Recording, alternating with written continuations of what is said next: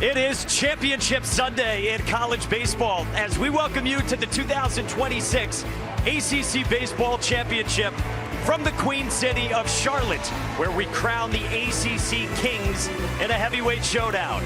North Carolina ranks second in the country, armed with one of the best pitching staffs in the country. Today with Folger Boaz on the bump, trying to slow down the best offense in the sport. Third-ranked Georgia Tech, the regular season champions in the ACC with projected top 10 picks, Drew Burress and Vahn Lackey, who lead the Yellow Jackets today with a championship on the line.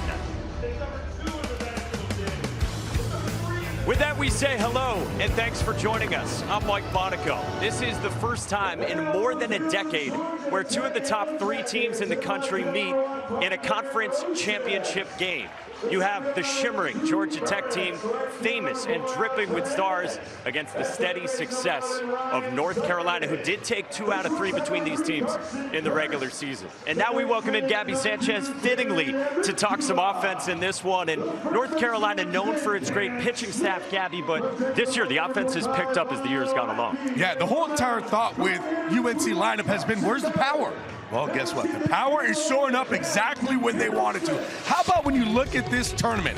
7 home runs, 23 runs scored. Yeah, that's only in 2 games. They're getting production up and down the lineup. Gavin Gallagher, well, he's starting to get red hot. Cooper Nicholson, he has been hitting the baseball all over the place. And how about Ron Kellis coming up with 2 big home runs in yesterday's ballgame? Georgia Tech, meanwhile, known for its offense, historically good all season. And in 2 games here so far, 25 runs, business as usual. Yeah, they have not disappointed in this tournament at all. You're kind of seeing the firepower that they have up and down the lineup. Starting with Vahn Lackey, he has been absolutely phenomenal. Just ripping the cover off the baseball, and it doesn't stop there. You got Ryan Zuckerman with 22 home runs so far this season. Drew Burress, you have Jared Advicula. You can go on and on, up and down. There's a reason why they lead D1 in average, slug, and OPS, basically every offensive category. And the 2 most famous players on the diamond, Vahn Lackey and Drew Burress, we told you both projected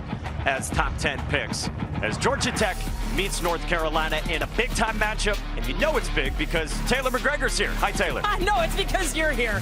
Okay, but this is a big-time matchup, and Georgia Tech head coach James Ramsey told me these are the type of games you love as a competitor because you understand in order to get to Omaha, you will have to beat a team like UNC. Now, for them, they hope to use today as an opportunity for some of their young pitchers. So expect to see freshman left-handed pitcher Cooper Underwood here today. They will rely on him come the postseason. This is a great chance for experience. UNC head coach Scott Forbes told his guys this is an elimination game because come the postseason, you will have your backs against the wall, and there's just something different about that type of feeling when you get to these elimination games. How will you respond today will be a great test. Sure will be between these 2 teams. You've got a North Carolina offense 5th in the ACC in runs per game. Scott Forbes said yesterday, a lot of people hadn't talked about our offense all year. He said he's excited about it. Owen Hull, first-team All-ACC center fielder. The transfer from George Mason has been a spark plug. First pitch from Carson Ballard is ball 1 to Jake Schaffner, and away we go in a massive game in college baseball. This is going to be fun. I mean, really, you look at one of the 2 top teams in the country going mano to mano, number 1, number 2 in ACC play. This is what you want to see in an ACC championship. On this stage, and with Carson Ballard on the bump, redshirt junior from Alpharetta, Georgia, who's got a deep and vast pitching arsenal, like so many of the Georgia Tech pitchers do. He even has a knuckleball that we might see at some point today. Yeah, Ballard likes to throw a knuckleball against left-handed hitters. So don't be surprised when all of a sudden you see a ball doing something that you've never seen it do before. This year has been the best season of Ballard's career. He pitched in relief the first 2 months of the year. Moved in the rotation a month ago. First, it was a midweek start against Georgia, then another against Kennesaw State for an inning, and then recent weekend series against Xavier, Duke, and Boston College. 5-pitch walk from a guy known as a strike thrower, and Jake Schaffner is aboard. Well, this is what we're talking about with North Carolina's offense. Look at runs per game and then just true batting average over the 4 months of this season. Yeah, and look, if you're Scott Forbes, this is what you want to see out of your offense, right? Clicking at the right time. Look at May, 330 batting average, 10 runs per game. That's what you want to see. When the weather starts to get hot, so do the bats. Strike one pumped in to Gavin Gallagher, junior second baseman from Apex, North Carolina. Was third team All ACC. See that OPS? It's actually been the lowest of his career. But college baseball fans know that Gavin Gallagher is built for the postseason. Bouncer up the middle. Jaron Advincula with a dive. Not in time to get Schaffner. And the first two are on for the Tar Heels in the top of the first. This is one of the things that UNC wanted to do. When they played against each other during the regular season, that's exactly what UNC did. They scored and scored early. They want to continue that. Gavin Gallagher comes up, tries to hit a ball right back up the middle. Advincula showing off that great range, just really can't get the speedy Schaffner out at second. So Schaffner and Gallagher on. And now here's Owen Hull. Junior from Alexandria, Virginia, was first team all-conference. Top two on this team in OPS. Told you, in from George Mason, couple of years there. Last year, a total breakout. Big get in the portal, and we showed you the season numbers for North Carolina month by month. Same goes for Owen Hull month by month this year. Yeah, he's been getting better and better as the temperature has started to warm up. You're starting to see a little bit more power out of that bat. Only 6 home runs, but he's been hitting the ball extremely hard. A 371 batting average. He's knocked in 72.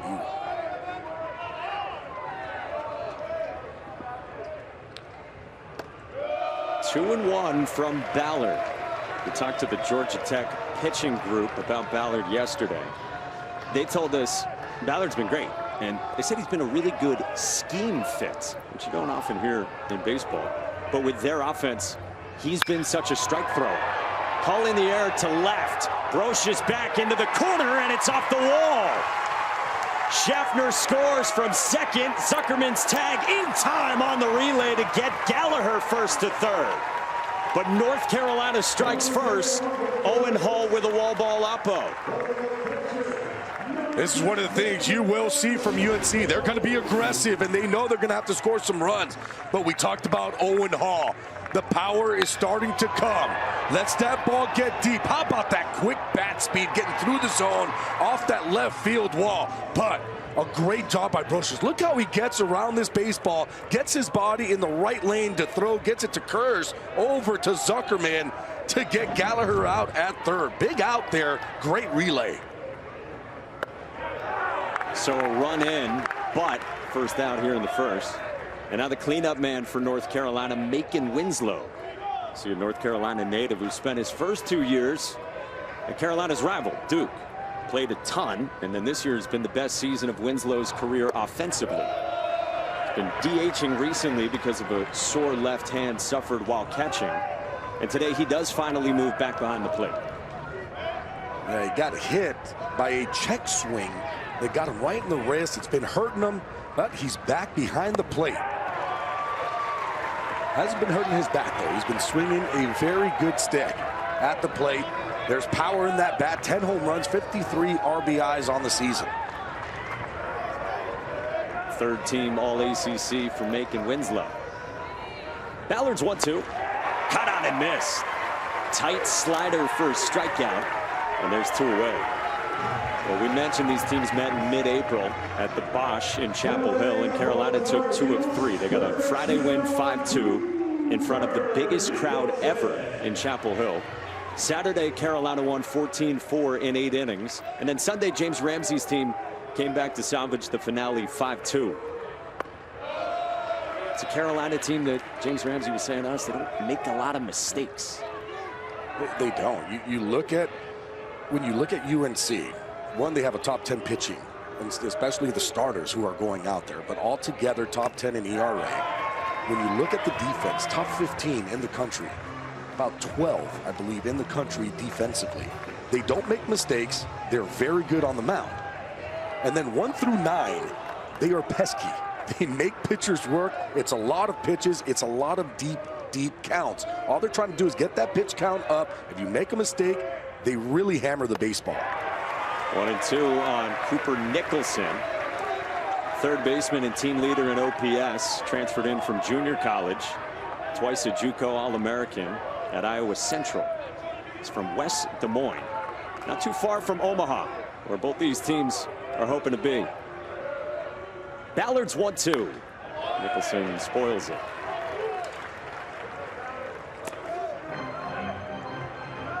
Georgia Tech has continued to trust Carson Ballard. Head coach James Ramsey said a couple of weeks ago, he feels like Ballard kind of gets underrated sometimes. So many different pitches that it's frustrating to game plan against him. It seems like that's Georgia Tech's MO. It seems like every single pitcher is going to have 3 different fastballs. They'll have a cutter, they'll have a sinker, they'll have that 4-seam fastball. When you look at Ballard too, as a slider, he will throw a curveball. Then he'll throw a knuckleball at you. Why not? Because if you didn't have enough pitches, just add that one too. 2-2. Nicholson, hot shot on a hop. Carson Kearse stabs. Long throw is a dandy by Carson Kearse. Carolina strikes first, but this was nifty from Kearse. Yeah, Georgia Tech saying, yeah, you talk about that defense. How about our defense? Kearse, really nice play, making it turnaround throw to get out Cooper Nicholson at first.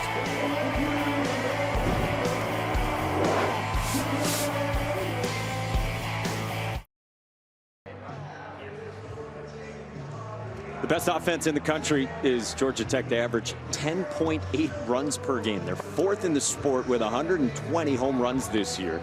And Vahn Lackey is a superstar. We showed you 3rd overall on our ESPN MLB draft rankings, and that's the industry consensus. I would say that Vahn Lackey, I wouldn't be surprised, and I get it. There's, other guys there. He could go one of the 3 top picks. And when he started off the season, he wasn't there. They had him down. But, boy, he has been showing what he has worked on this whole entire offseason, which is getting the ball in the air, getting some lift, and all of a sudden the home runs have just been coming in bunches. So it's a big obstacle for any pitching staff. North Carolina has the best in the ACC, and their Sunday starter is the junior lefty Folger Boaz. It's the most he's pitched in any of his 3 seasons at North Carolina, and 2 years ago, of course, as a freshman, he opened the year as their Friday starter before an elbow injury. It's crazy where you could look at a team and see a Folger Boaz as a Sunday starter with the stuff that he has. A fastball of 91 to 94 from the left side, low 3-quarter, has a cutter, will have a slider, has a nice changeup. You don't see this as a Sunday starter in any other rotation in all of college baseball. Boaz on the bump against the Yellow Jackets. Carson Kearse is the shortstop. He's the junior from Marietta, Georgia. He's a top 125 draft prospect, too, because he's had a sensational season. Single season Georgia Tech doubles record. Broke that of Jay Payton back in 1994.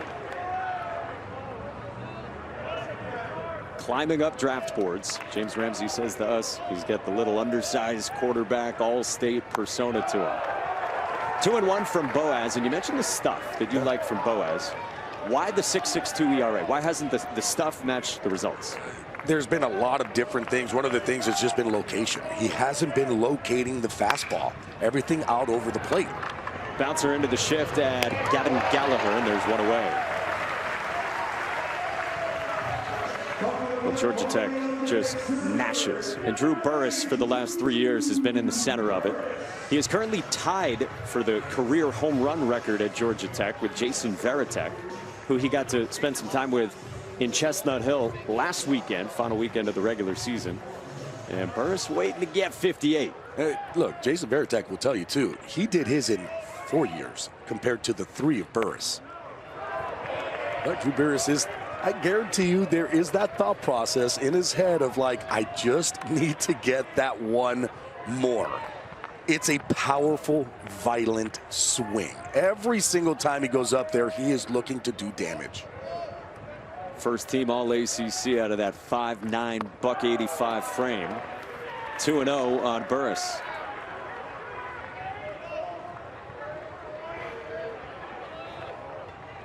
Freshman year, he popped 25 home runs. Heck of a season right from the jump. Last year, 19 more. Burress on the line into right field, a base hit. Turned around 93 at 105 off the bat, and the one-out base runner for the Jackets in the last of the first. Well, if you're wondering if he thinks about hitting that home run record, he does. I mean, he told me it's going to happen. You mentioned meeting Jason Varitek. I reached out to Tech, asked him about that meeting, and he said it had been a while since I had watched a college game. I met Drew Burress. There's just an aura about him. He said he reminds me of a smaller Evan Longoria, their foot placement, their movement to the ball. But I asked him, what did you say about the record? He goes, kid, you did it in 3 years. It took me 4. So you definitely have the leg up. Honest, understanding. Very honest. Do you see comps with the stance at least? No, with the stance, absolutely. It's that tall stance, a little bit open with the leg kick. Absolutely, there is that comp. Not a bad comp either for him. No. Longoria had a heck of a career. So after Burress, it's another star in Jaron Advincula. First team All-ACC, maybe the best second baseman in the country. Another top 125 MLB draft prospect from Kylie McDaniel. First Tech player with a 100-hit season since 2005. Boaz gloves the chopper, got to hurry, and a fastball to Paulson at first for out number 2. Well, Burress was famous coming into the year, and now Vahn Lackey is just as famous because Vahn Lackey has had a stellar season. Continues here in Charlotte. I mean, you look at what Vahn Lackey is doing this season. You see the progression from his freshman year till now. He worked really hard in the offseason on getting the ball in the air. He wanted to get more power. There was power there. It was just more on a line. He wasn't getting it up. So guess what? He's going to work on his swing. He's going to try to get underneath the ball just a little bit to give him more power. Well, it's worked. 18 home runs on the season. James Ramsey said yesterday, Lackey's personality is larger than life. To go along with what he said is extreme talent. He said, we always joke as a staff that Vahn Lackey is make-believe. He said, that's pretty good if your GM's armed with all the humans and then the computers in your draft process, and you want someone to be the face of your organization someday. I mean, the athleticism that he has. Fast. Yeah, I mean, not a typical catcher, right? Because he can run the bases. Fast, the athleticism, the quickness. We talk about the year-to-year improvement. His freshman year hitting .214 with only 4 home runs. Sophomore year, good year, .347 with 6. Now he's playing video games because these numbers are absurd. 1-2. Lackey lays off. 96 from Boaz. Look, Boaz has that in him.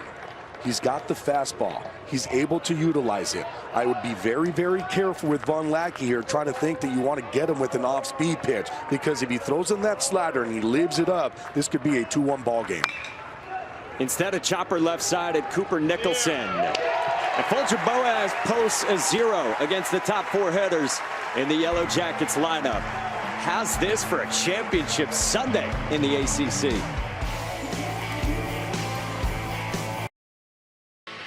One of the most successful college baseball programs the last 20 years is North Carolina.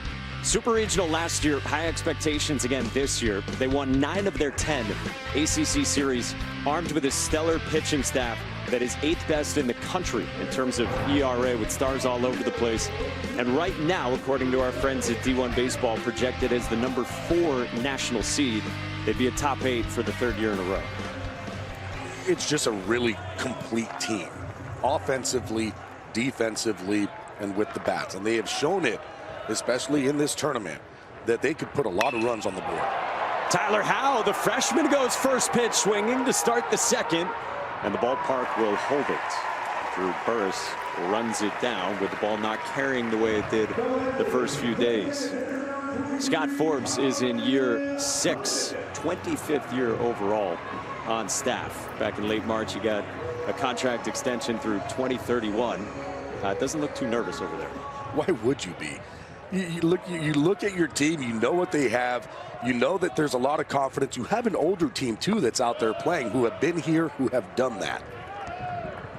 He might have been saying that he thought that ball was carrying off the bat. Yeah. And he would have been right, because the first couple games where it was really, really hot here, about 90 degrees, the ball was jumping. All of a sudden, it gets a little bit colder. Ball hasn't really been flying out of this ballpark. But if you get it, it's going to go.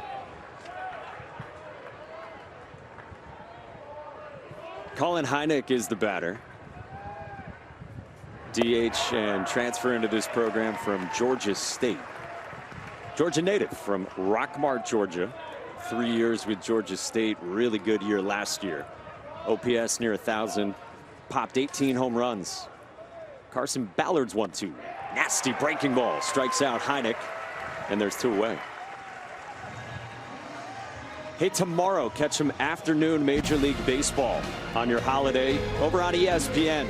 The Yankees are in Kansas City to square off with the Royals with first pitch at 3:30 Eastern. You can watch it live on ESPN, and you can stream it on the ESPN app.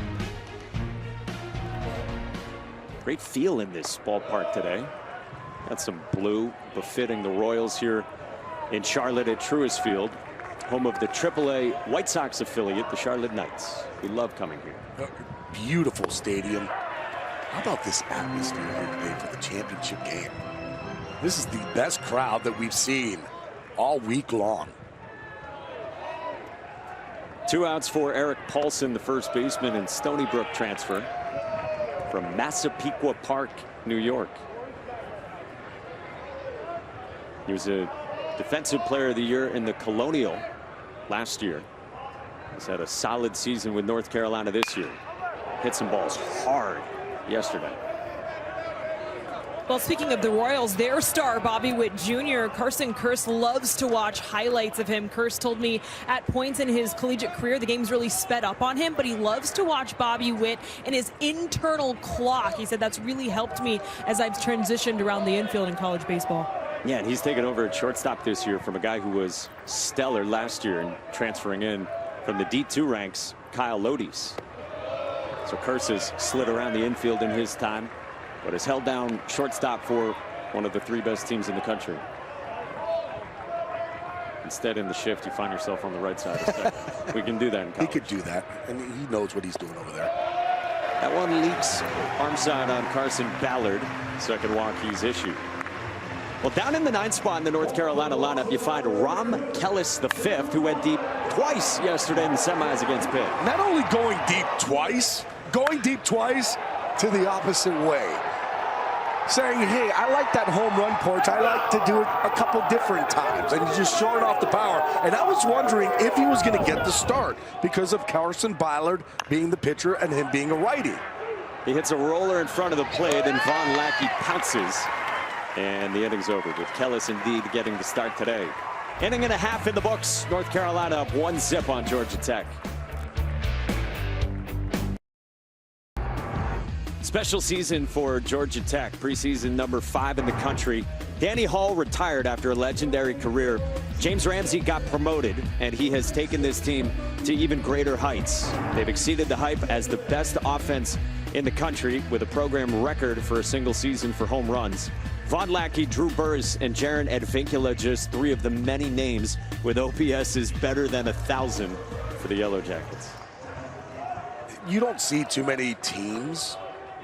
I believe there's only 3 teams in all of D1 baseball that have an OPS higher than 1,000 in all of college baseball.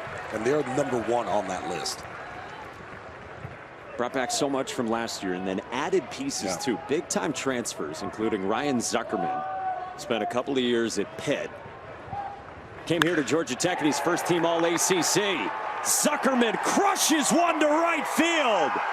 Way back and gone. Absolutely torched.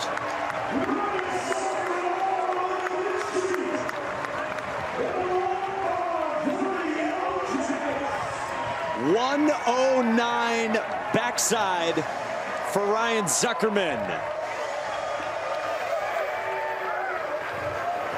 He went deep twice yesterday as part of 3 extra base hits. 23 home runs on the season. It's a slider. Oh, it's a no-doubter. into the streets. I mean, look at the right fielder, Ron Kellis. Yeah, Ron Kellis ain't moving. He goes, I'm just going to kind of look to see where that ball is going to end up. And he loses it because it goes over the home run porch into the streets. That's opposite field. We flashed it on the screen. It said 368. That's because it got lost. No way. They lost it. Yeah, it went 368 over the fence, maybe, and then it just went another 100 feet. That ball was obliterated. That's opposite field. We don't see guys pulling the ball that far. James Ramsey said yesterday on the 20 to 80 scouting scale, he said it's 70 to 75 power. Oh, yeah. For Ryan Zuckerman, who's gone to new heights after the transfer in. And what's funny, too, is that we talk about the Georgia Tech lineup. And it's almost like he gets lost in this lineup, and he has the most home runs on the team. But, of course, there's just big names there with the Vahn Lackey and the Burress of what they've been able to do their whole entire career. They really worked on changing the posture of Ryan Zuckerman's stance and swing. Just freeing him up. He got more narrow. And he's had a big year. Full count mean timeout. Kent Schmidt, batting champ last year in the ACC for the Jackets.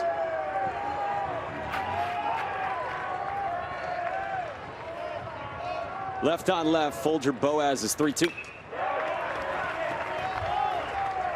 Well, it's just up and down the lineup for James Ramsey. So this is 2, 3, 4, and 5 stats coming into today. Good luck. And I mean, there's a reason why they're one of the best teams in the country. Because of these guys in the middle of the lineup, there is no room. If you make a mistake, the ball's not coming back. And of course, like we're mentioning them, but then you can kind of keep going down the lineup. It's everywhere. I mean, there is no room, a soft spot in lineups where you see like everything's like, okay, well, you know, 1 through 5 or 1 through 6, they're going to be really good. And then 7, 8, 9, that's going to be the soft spot. There is no soft spot. Good heater at 94 from Boaz to get his first strikeout in the first out here in the bottom of the second. So the overall, it's nearly 11 runs per game for Georgia Tech. And in this ballpark, Truist Field, which is such a hitter's park, AAA or when the college teams play here, no surprise the numbers are even higher. This is Alex Hernandez, draft eligible sophomore, another top 150 prospect on Kylie's board. Last year, the ACC Freshman of the Year, a freshman All-American, who broke Georgia Tech's single-season freshman record for RBIs with nearly 70.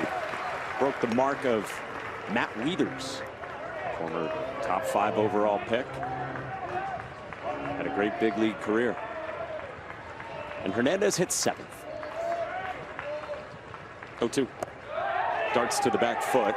Hernandez says it hit him, not initially called that way by Brian Miller. This is something you can challenge. Hernandez was insistent, and James Ramsey's going to use one of his 2 challenges. If you're successful, if you're unfamiliar with the college game, you keep it. And look at James Ramsey. He said, I heard it. Go down to first. I heard it. Go down to first. Go ahead. Just start making your way there. Georgia Tech is challenging the hit by pitch. So if you believe James Ramsey, we've already come to the determination. James Ramsey's not even going to look at it. He says he doesn't need to. He said, I heard it. Start heading down to first. Ooh, did it? I could see, if you look at the back foot, look at the pants, and the pants move. That's the only thing that I'm going to be looking at. I don't know. It's hard to tell. It kind of looks like the pants move because he's moving. Swish back. I mean, that's the best look we're going to get. I don't know if that's conclusive. That is not conclusive for me. There's nothing there from that angle that shows me.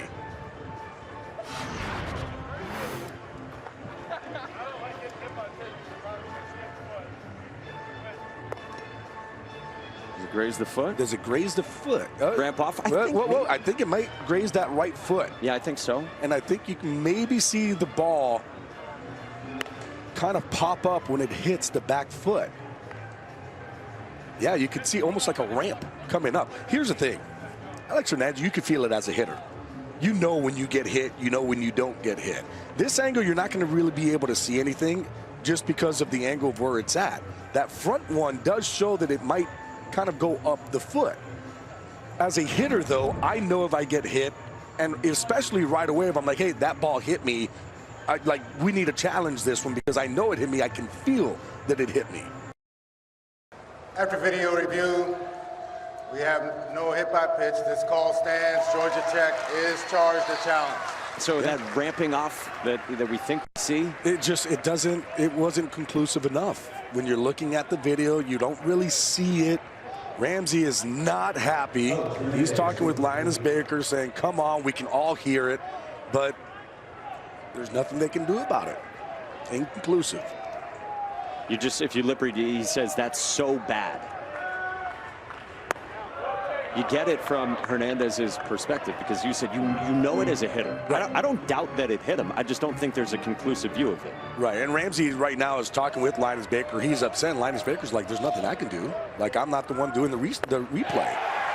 Hernandez strikes out 93 from Boaz, couple Ks on heaters down. This is, for me, what Boaz needs to do. If you're facing this Georgia Tech lineup, what we've seen all tournament long, what we've seen all season long, is if you attack with the fastball, you're going to have success. It's when all of a sudden you start to think, okay, I got him with the fastball, let me go with my breaking stuff. They stay up, and they make you pay. You look at the home run by Zuckerman. It was a slider. It was left up. Anything up in the zone off speed is leaving the ballpark in this, from 1 through 9 in this lineup for Georgia Tech. Yeah, they have punished breaking balls here in this tournament. This is Will Baker, DH in the 8th spot. Sophomore Australian. Was in a part-time role and pretty productive last year as a rookie. And then this year, the numbers much better. Brought in Jaron Advincula at a spot Baker had played last year, 2nd. James Ramsey called Will Baker to let Baker know Advincula was joining the roster. And Baker said colorfully, I'm not leaving. It was like Leonardo DiCaprio. Wolf of Wall Street guy? No, I got you. Okay, thanks. Yeah. I laughed. I didn't know if it was a courtesy laugh. No. I won't do that for you. 4-pitch walk. And Baker's aboard. That's appreciated. And a 2-out base runner for Georgia Tech in a 1-1 game as we go to the 9th spot. And maybe the best 9-hole hitter in college baseball. Parker Brocious, the senior left fielder. You talk about it. Parker Brocious, he's hitting 9th. A 9-hole hitter who's hitting .314 with 9 home runs on the season. That's why this lineup is so deep, because it doesn't matter where you are in the lineup. You have guys that can hit home runs. You have guys that are going to get on base. You have guys who have an OPS of 1,200 out of your 9-hole spot.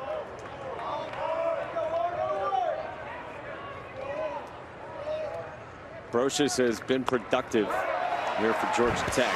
This was Thursday, a go-ahead grand slam in the quarters against Virginia in the bottom of the 7th. Oh, look at his mouth saying, go ball, go ball. He knew it as soon as he hit it too.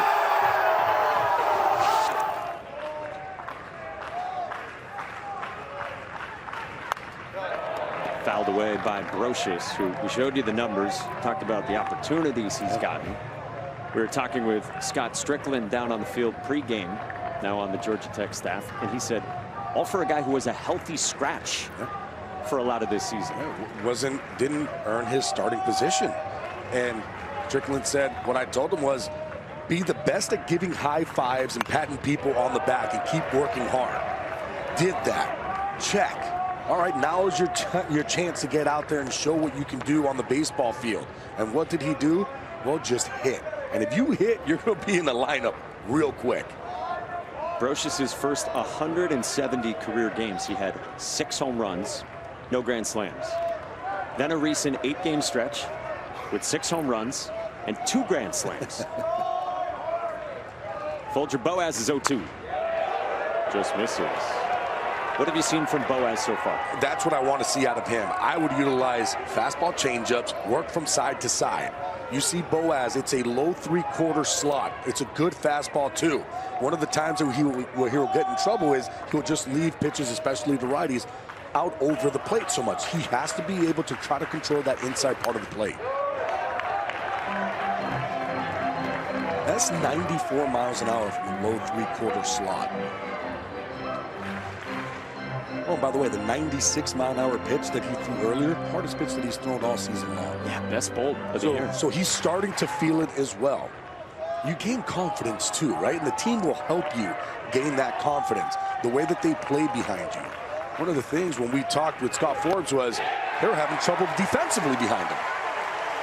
Well, he's off to a good start so far. He fans 3 in the second, but Ryan Zuckerman might have broken TrackMan. We know it was 109 off the bat, and we can confirm it went very far. We're tied through 2. With Gabby Sanchez and Taylor McGregor, I'm Mike Monaco with you for the ACC championship game. Selection show is tomorrow to set the 64-team field in college baseball, and then regionals next weekend. Supers follow, and then Omaha from there. Check it out. We got a souvenir. Oh, you love to see that. How about the smile? Jake Schaffner stings one to center. Drew Burress goes back and runs it down to retire one of Carolina's best bats. Well, Carson Ballard wears number 21, which is incredibly revered at Georgia Tech. 21 honors former Yellow Jacket and Major League player Jim Poole, who passed away in 2023 from ALS.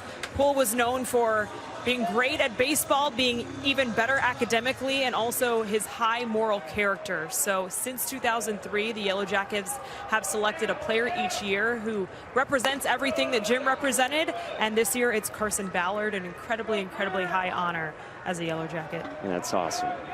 James Ramsey says that Ballard's the epitome of what it means to be a student athlete at Georgia Tech.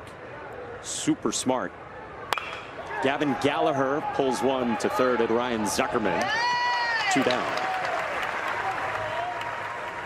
And just to go off of how smart he is, he just recently graduated with a biomedical engineering degree. So I had to actually ask, what do you do when you receive that type of degree? Because it sounds hard to even say. He wants to make medical equipment. So he was either going to go to Georgia Tech or MIT. I think that speaks for itself. How about that? Georgia Tech or MIT?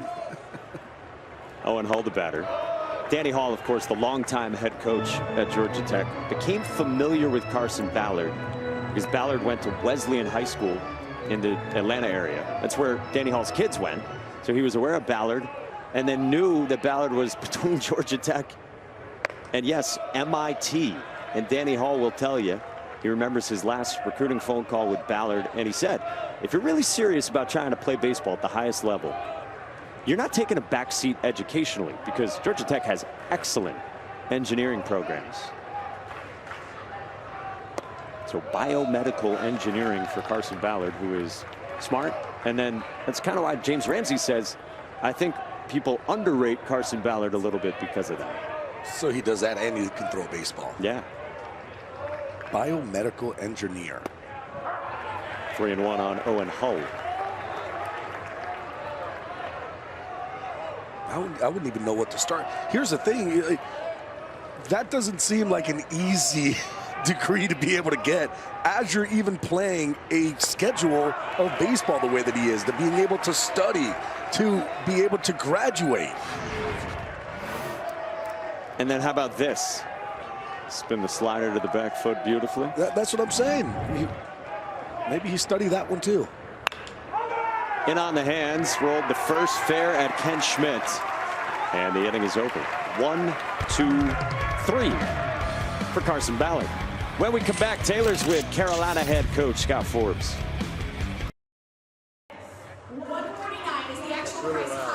Welcome back here to Charlotte, joined now by North Carolina head coach Scott Forbes. You told me before the game you want your guys to view this as an elimination game. What do you hope they take from this as you guys hope to win the ACC, but also look forward? I mean, you have to play every pitch. You have to play loose. You got to have a good time playing, because this is what you work to get to any type of championship. And you don't want to have any regrets. And you don't have any regrets if you play aggressive with no fear. Everybody always talks about you want to get hot at the right time of year. What do you like about your group right now as you guys want to get to Omaha? Well, obviously the goal is to win the ACC tournament, but your goal also is, if you put yourself in a good position to be a national seed, is you want to play 3 games to set your pitching up. So that's the thing I wanted most. Now we're going to try to win this thing, but to see Boaz out there and be aggressive, that's a good thing for us. Thank you, Coach. Thank you. Mike? Taylor, I think he likes what he's seeing from Folger Boaz so far. But again, reconcile this for us. Boaz's lack of numerical success with the stuff. As Carson Kurse tags one into right, and this ball is back and foul. Just missed. One of the things, too, when we talked to Scott Forbes earlier today, it's been the inconsistency, right, with Folger Boaz. And more of that has been with just being able to control the zone with his pitches. The fastball command, the cutter command, those have been issues. Why? Because he hasn't been able to get those pitches in to righties. He's been leaving them out on over. And because of that, he has been getting hit up. Kurse on a line to center, and Hull plays it on a hop. Just like what we're talking about, where he's not able to get that ball in. 91-94 plays a lot differently when you're able to control that inside part of the plate. But when you're leaving everything out over, you're not able to get that cutter in. As a hitter, now I can basically eliminate one portion of the plate and just look out over, look to get extended. When a hitter gets extended, well, that's when power ends up coming along. So one of the biggest things for him has been trying to get that pitch in and controlling that inside part of the plate. Drew Burress hits one to left, and that ball is gone.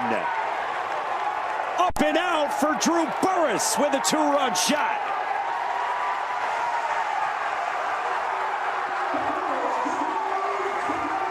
Brian DeBrouwer's the left field umpire. He was on it immediately and signaled that it got up and out for Drew Burress to stand alone as Georgia Tech's home run king.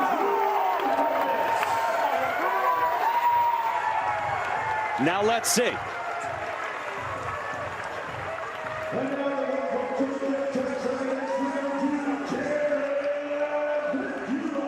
I think in real time it did look like it got up and out. Yeah, they got up and out. They're not going to review this. They're saying that ball's a home run. It hits off the top of the fence, hits off the railing.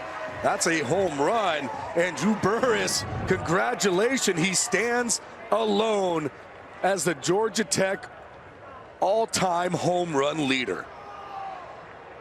And again, we talk about, too, if you make a mistake with off-speed pitches, especially the slider, this Georgia Tech team makes you pay. He's given up a couple home runs, both off of that slider. And, yeah, he's looking at it going, hey, I saw it all the way. That's a home run. Let me keep running these bases.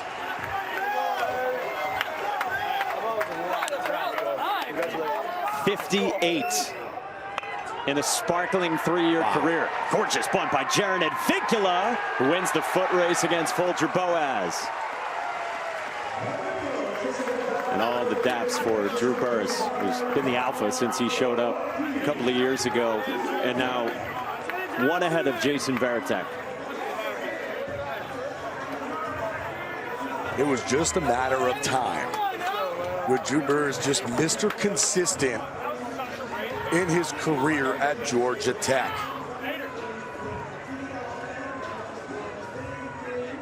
So as this one speeds up a bit on Folger Boaz, one of the great pitching coaches in college baseball, Brian Gaines, comes out to chat with his junior lefty.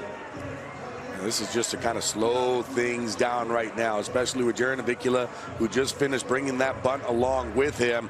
Boaz having to hustle to get to first base, not able to get it. So with Gaines just going out there to try to just slow things down, give his pitcher just a little bit of rest.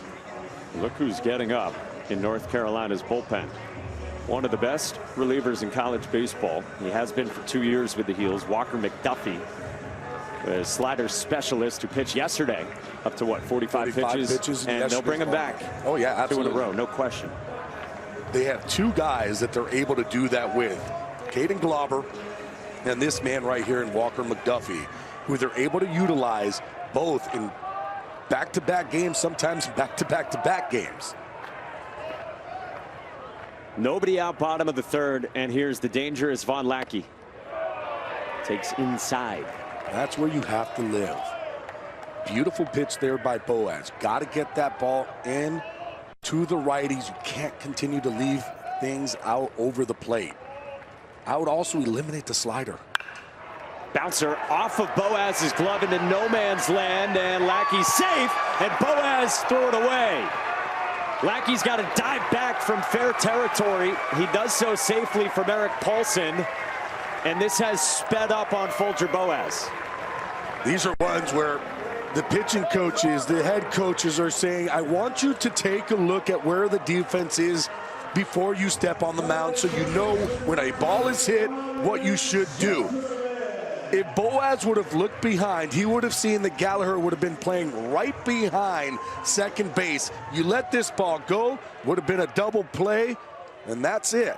But because that ball hit off of Boaz's glove, you're not going to be able to get Vahn Lackey out because he can fly down that first base line.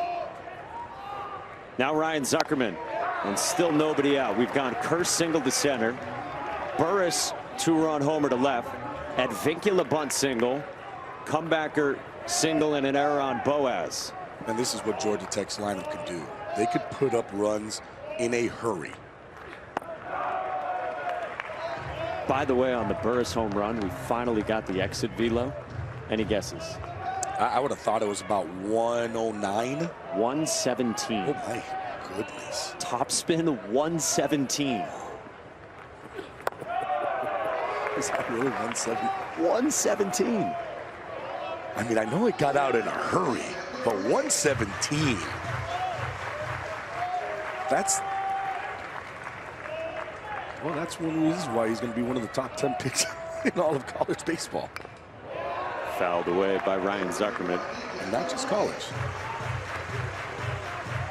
It's the second hardest hit ball he's had this year. He had one 118 3 weeks ago against Xavier.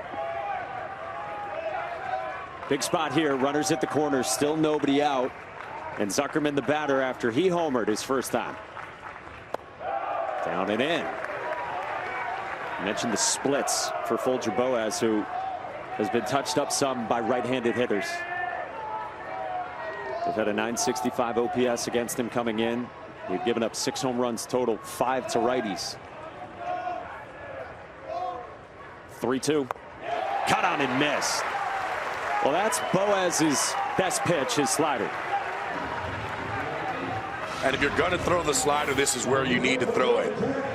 Let it be off the plate away. Let it see if it comes back. Keeping it down.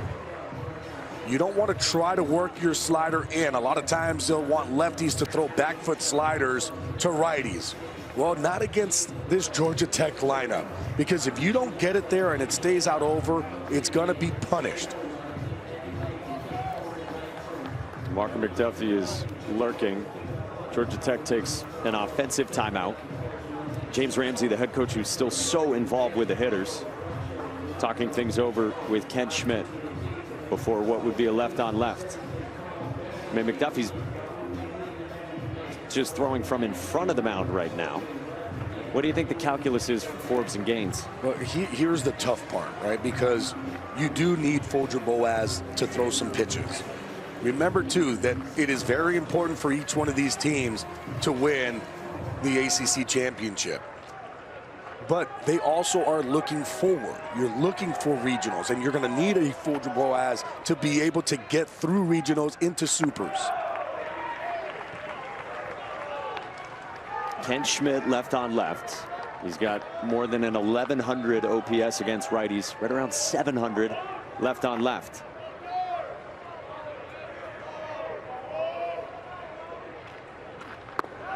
Slider misses. 2-0.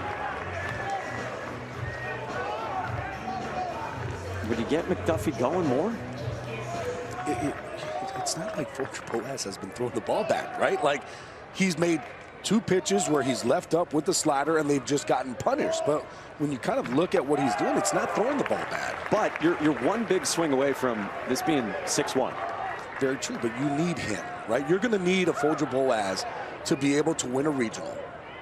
stop right there. You're valuing the long term. The long term, right? So you're gonna need him to be able to throw the baseball, and it's not like he's throwing it bad. He's not going up there and walking everybody. I mean, this was a 4-pitch walk, but these pitches are close. Looking for McDuffie to come in, because you don't want this game to get away from you, and especially with Alex Hernandez coming up, which is a righty. You know that he has struggled against righties in this season. 8 base runners against in 2 1/3, and now Walker McDuffie is really starting to get lathered. Still only 1 out. Bases loaded for Alex Hernandez. Down ball 1, and Boaz has lost the zone.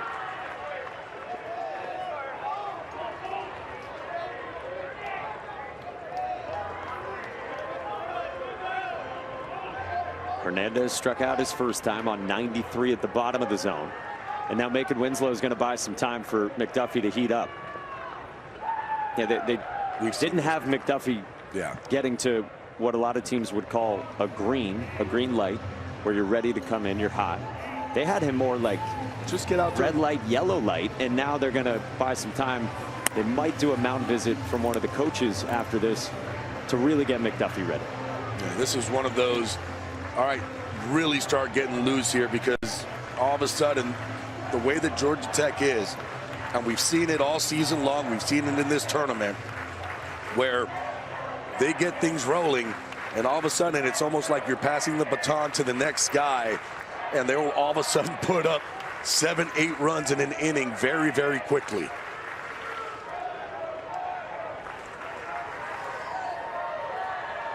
McDuffie's getting some final words down there as Hernandez climbs back in. 1-0. Cut and a miss. Good recalibration by Boaz with 93. Oh, it was a nice job there by Winslow to just go out there and calm things down. And hey, bases loaded. We understand. Ground ball here, you're out of the inning.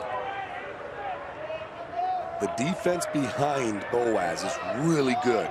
Top 15 in the country. Hammered by Hernandez. Left field.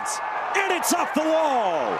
Advincula scores. Lackey right behind him. Schmidt gets the windmill. And it's a bases clearing double from Alex Hernandez.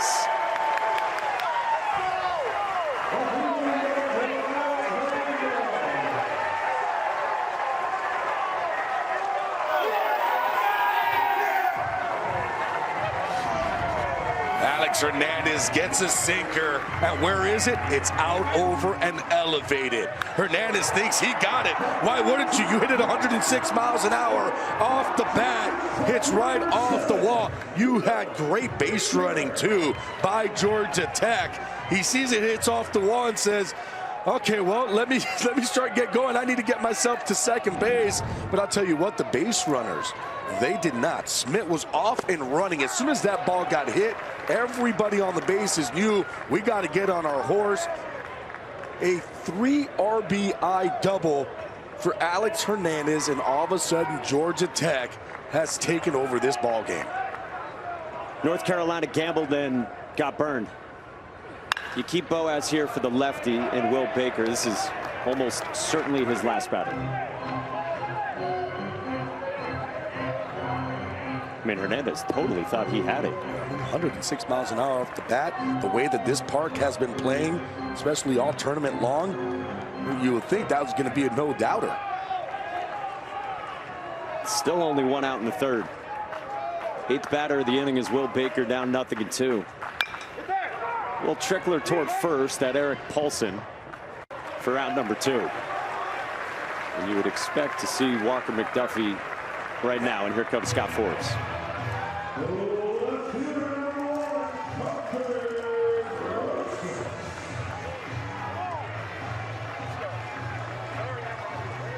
Big inning for Georgia Tech.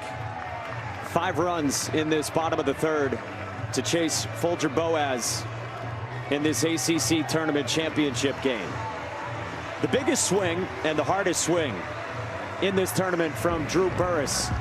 117 off the bat to stand alone in the illustrious history of Georgia Tech baseball. Drew Burress is the sole home run king, number 58 in a sparkling 3-year career.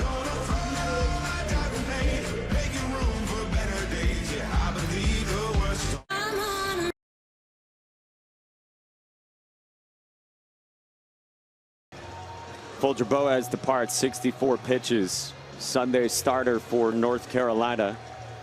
They decided to stay with him against Alex Hernandez, and Hernandez has spotted Georgia Tech a 5-run lead.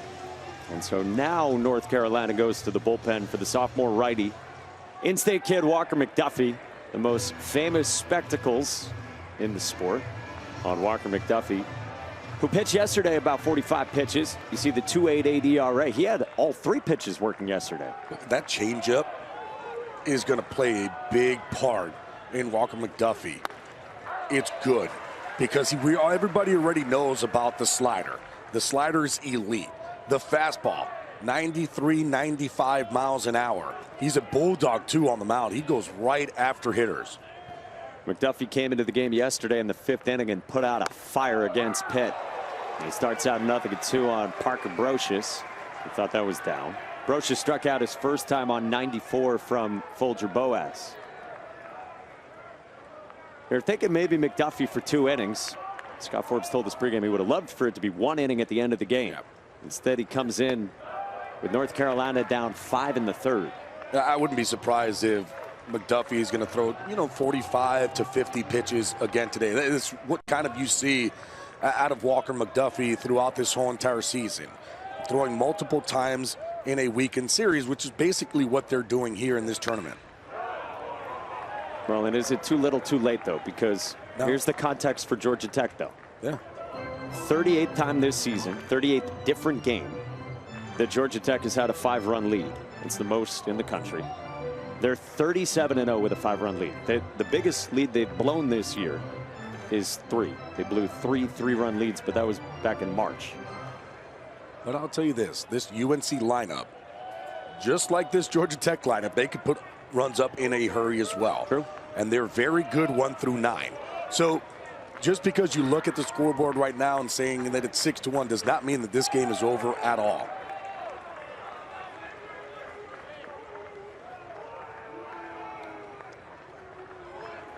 Two and 2 on Parker Brocious. But that's exactly why you bring in a Walker McDuffie right now. Stabilize it. Just stabilize. Let's just, get us back into the dugout. Let the hitters start going. Let's put some runs on the board. Full count with the lineup ready to turn over to guy who led off this inning, Carson Kearse, in front of Drew Burress.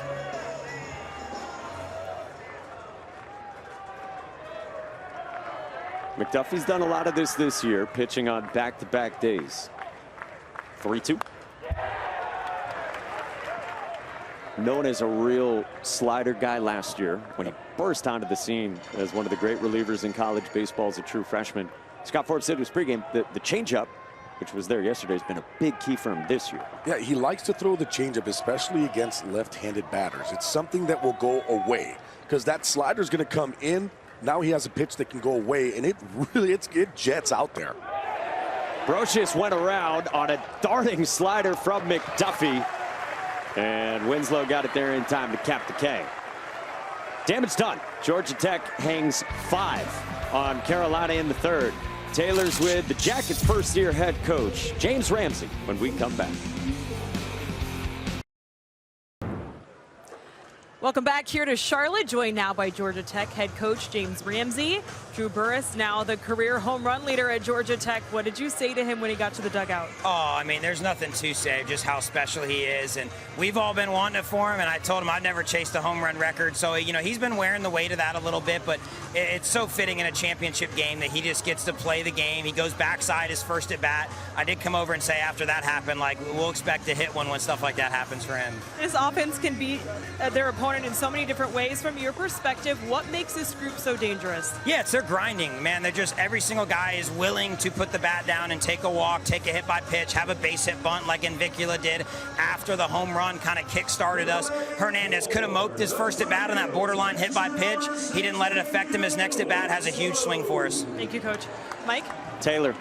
James Ramsey used the phrase wearing the weight for Drew Burress. Speaking of wearing the weight, we got into James Ramsey's health and fitness and caffeine habits with him down on the field pregame. Macon Winslow leads off against Carson Ballard in the 4th. And we were wondering with James Ramsey what his caffeine intake is like, because every time we've been around him through the years, he's had a lot of energy.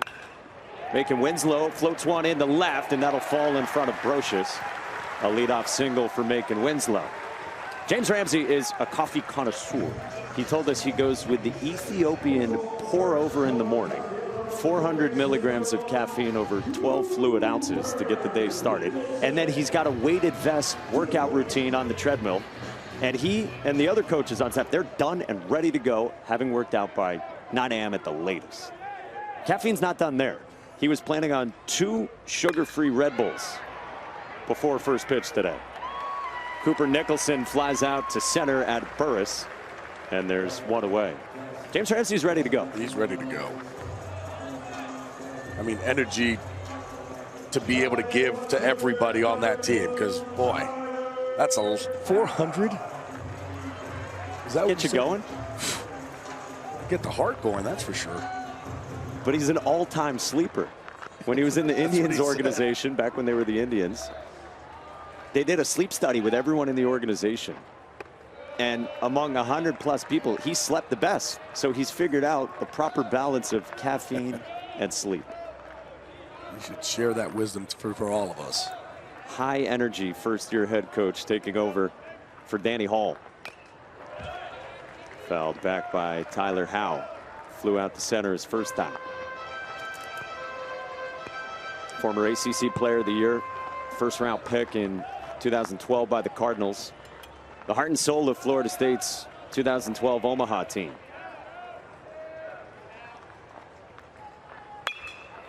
Line drive center field, Tyler Howe. Good answer from Carolina with 2 singles right away in this 4th, and there's a long way to go for a Carolina offense that's been in gear this month. You look at this Carolina offense, especially in this tournament, 23 runs they have scored coming into this ball game, 7 home runs. They have also been able to put up a ton of runs in a hurry. That's why when you look at where the score is right now at 6-1, the game is not over yet, because this UNC lineup could put up a bunch of runs. Colin Heineck got jammed. He rolled it at Jared Avincula in the shift for out number 2. Winslow to third, Howe to second. Now this is going to be a big at-bat here for Eric Poulsen. You got guys in scoring position. Carolina would love a big hit. If they're able to get a 2 RBI single here, 2 guys scored, now you're talking about a 6-3 ball game.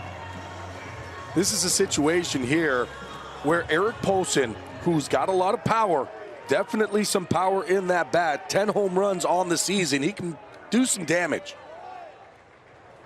Including Oppo yesterday against Pitt in the 5th inning for the Stony Brook transfer. Yeah, letting that ball get deep and showing off the opposite field power.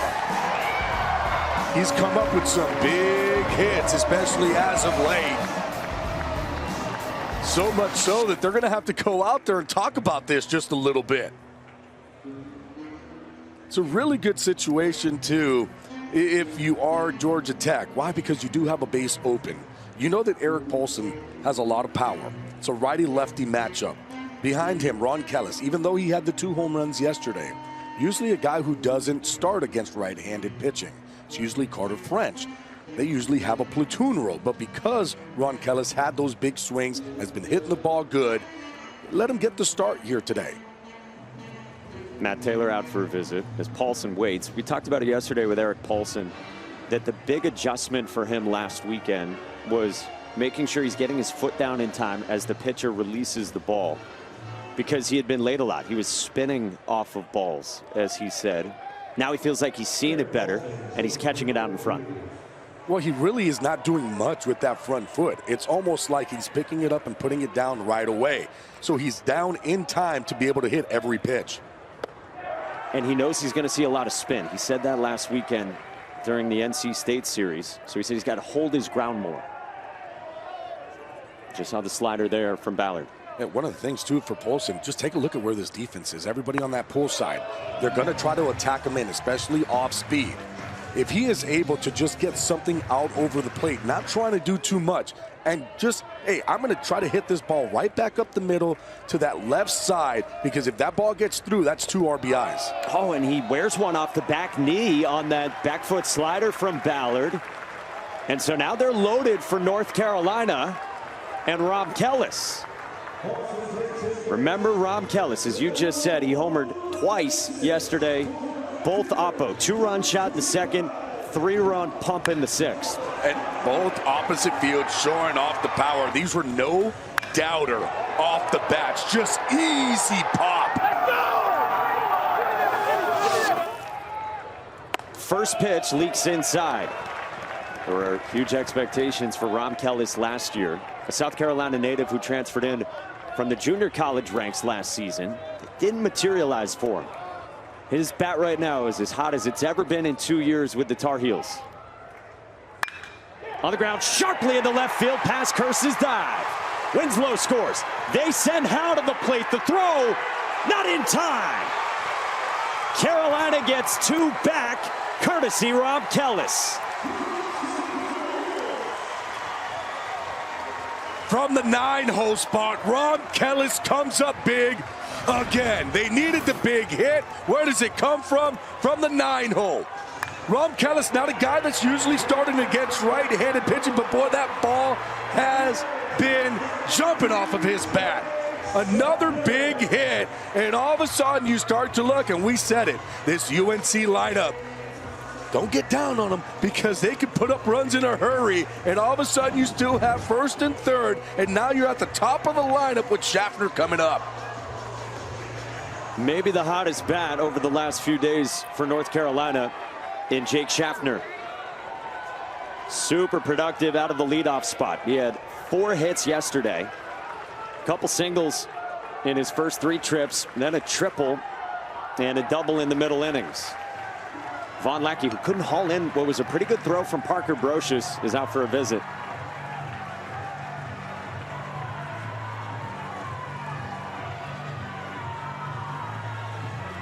Let's have another look at Brocious to the plate to Lackey. I mean, great throw by Brocious out in left field, throwing this ball in. Lackey, he understands too, and I'll tell you this why, because Tyler Howard did a really nice job with his slide home of contorting his body. So Lackey understands that he's going to have to try to get this ball and try to make the tag at the same time. It's not like he can reach out, get that ball, and then make the tag. He has to do it basically simultaneously as he's catching and going because of how fast Tyler Howard is coming through that plate. The most trusted lefty in the Georgia Tech pen, you saw Brett Barfield, is coming on for Jake Schaffner. James Ramsey makes the move and will go to one of his best bullpen arms in Brett Barfield.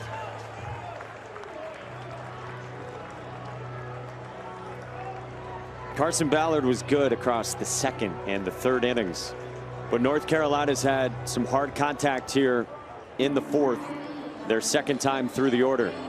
And before Ballard would face Jake Schaffner for a 3rd time, James Ramsey instead opts for the left-on-left matchup.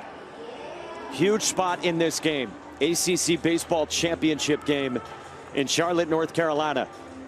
Barfield coming on for Schaffner after Rob Kellis gets North Carolina back within 3.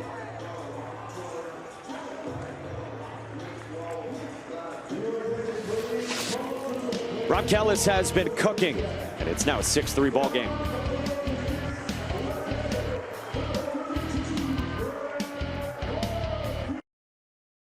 Latest projections hot off the press from our friends at D1 Baseball.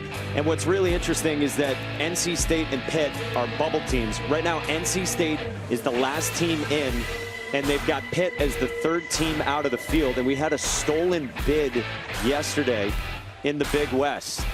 UC Santa Barbara bowed out. UC San Diego won the automatic bid.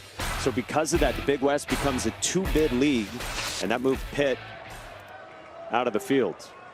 Jake Schaffner against Brett Barfield. It is a left-on-left, but reverse splits for Barfield. Yeah, when we start to look at Barfield's numbers, well, lefties are hitting them way better than righties are. One of the main reasons why.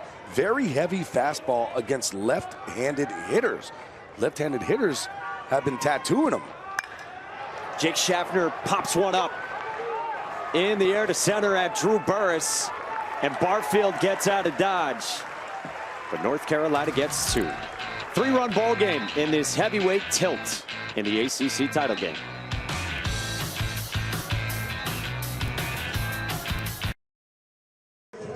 Brett Barfield took over on the mound for Carson Ballard, who is the first guy to say thanks to Brett Barfield.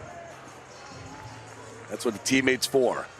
He left some guys on the pond and say, hey, thanks for not letting any more come in. Appreciate it. Give you a nice little hug. 2 pitches. That was big to get Jake Schaffner. Great hitter for North Carolina to fly out to center.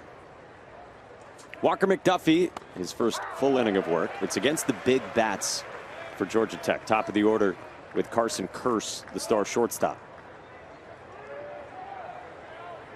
Walker McDuffie came on for 8 pitches. He struck out Parker Brocious. You could probably get him about 45 pitches or so again today. I would say 45 to 50 pitches probably is where they want to keep him. I don't see him going more than that. But he's put in a position here to where all of a sudden, we talked about it, UNC, they could score some runs. They can get runs across. They just finished showing it last inning. They had a little bit of an answer back. Now you need that shutdown inning. You have the right guy on the mound. This leaks and hits Carson Kearse with a slider that got away from Walker McDuffie. And so, here's Drew Burress. Pulled one top spinning for the record home run. 117 off his bat. And I thought it was interesting, James Ramsey said to Taylor that when they saw Burress go opposite field single in the first, that was an indicator to them that good things were coming. A lot of times, too, Burress will get pull happy. And you'll see a lot of his swings trying to catch a lot of balls out in front. Once he saw him stay back and drive the ball to right center, I guarantee you that James Ramsey will go, okay, at some point it's going to happen because he's going to stay on these pitches.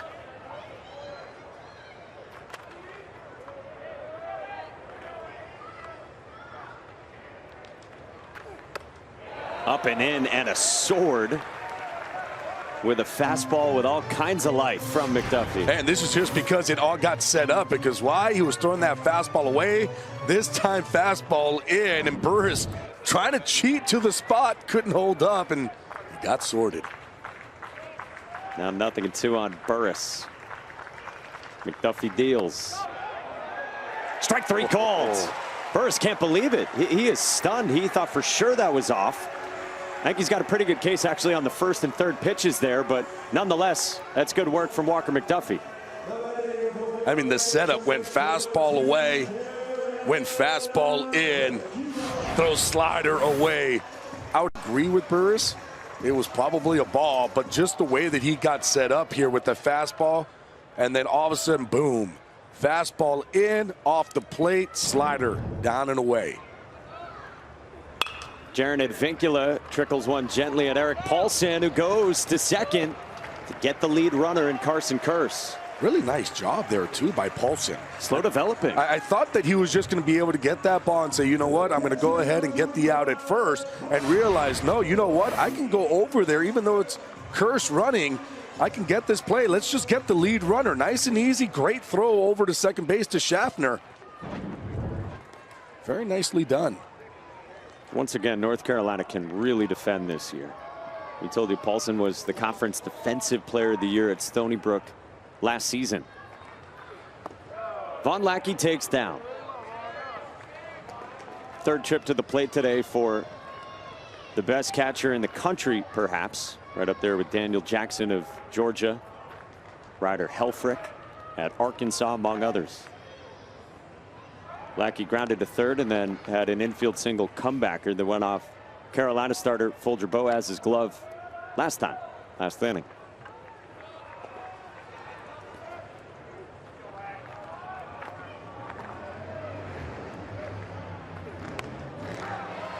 Slider for a strike from Walker McDuffie. One of the things I'm going to be looking at is that pitch count. It's not about the ups and downs, right? If Walker McDuffie goes out there and he's just cruising through this lineup, Forbes is going to let him go. But I do feel like they do have a pitch count that they don't want for him to go over.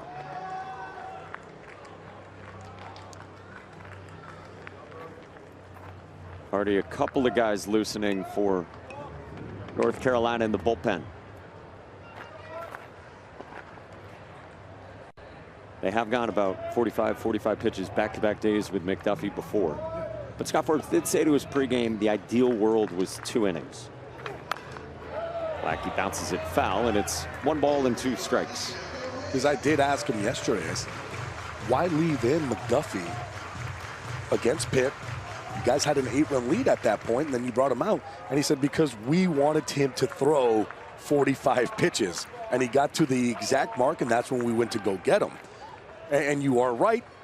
Typically, we wouldn't have done that in an 8-run. That way you're able to hold him off and maybe throw him a little bit more. But the thought process was, even at 45, you were still going to be able to throw him here today. Just off the inside part of the plate on a fastball with run that McDuffie wanted. This is a really good pitch. And this is what you have to do against this Georgia Tech team. You can't be afraid to utilize that fastball, especially against the big right-handed hitters off the plate. Lackey spoils the slider just barely. It's just fun to watch the side to side, the east to west, fastballs in, sliders away on the corners. Against the heart of this Tech lineup. Boy, isn't it so fun watching McDuffie work? It's a lot of fun.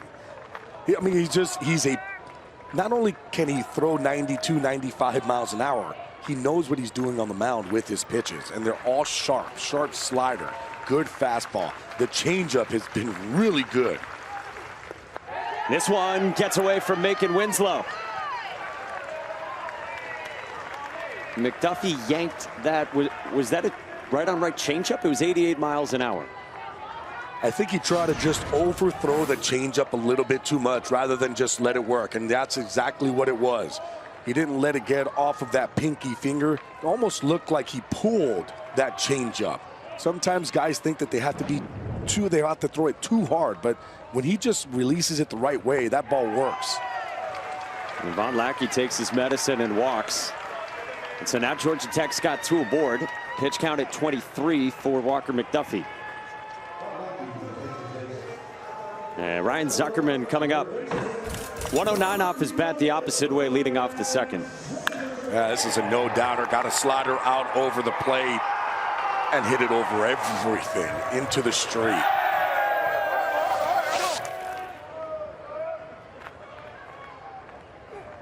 Again, in Ryan Zuckerman's transfer process, James Ramsey and the staff sat down Zuckerman and they zoomed in on his face with at-bats he took last year and how wide he was in the box and how that caused him to be so tense in the box. They have narrowed his posture this year. They have, in their words, freed him up, and that's helped the bat, which always had power. Yeah. The goal this year was to cut down on the chase and the swing and miss. 2-1. When you're free and easy in the box, there's a couple things that it does. 1, quicker bat speed.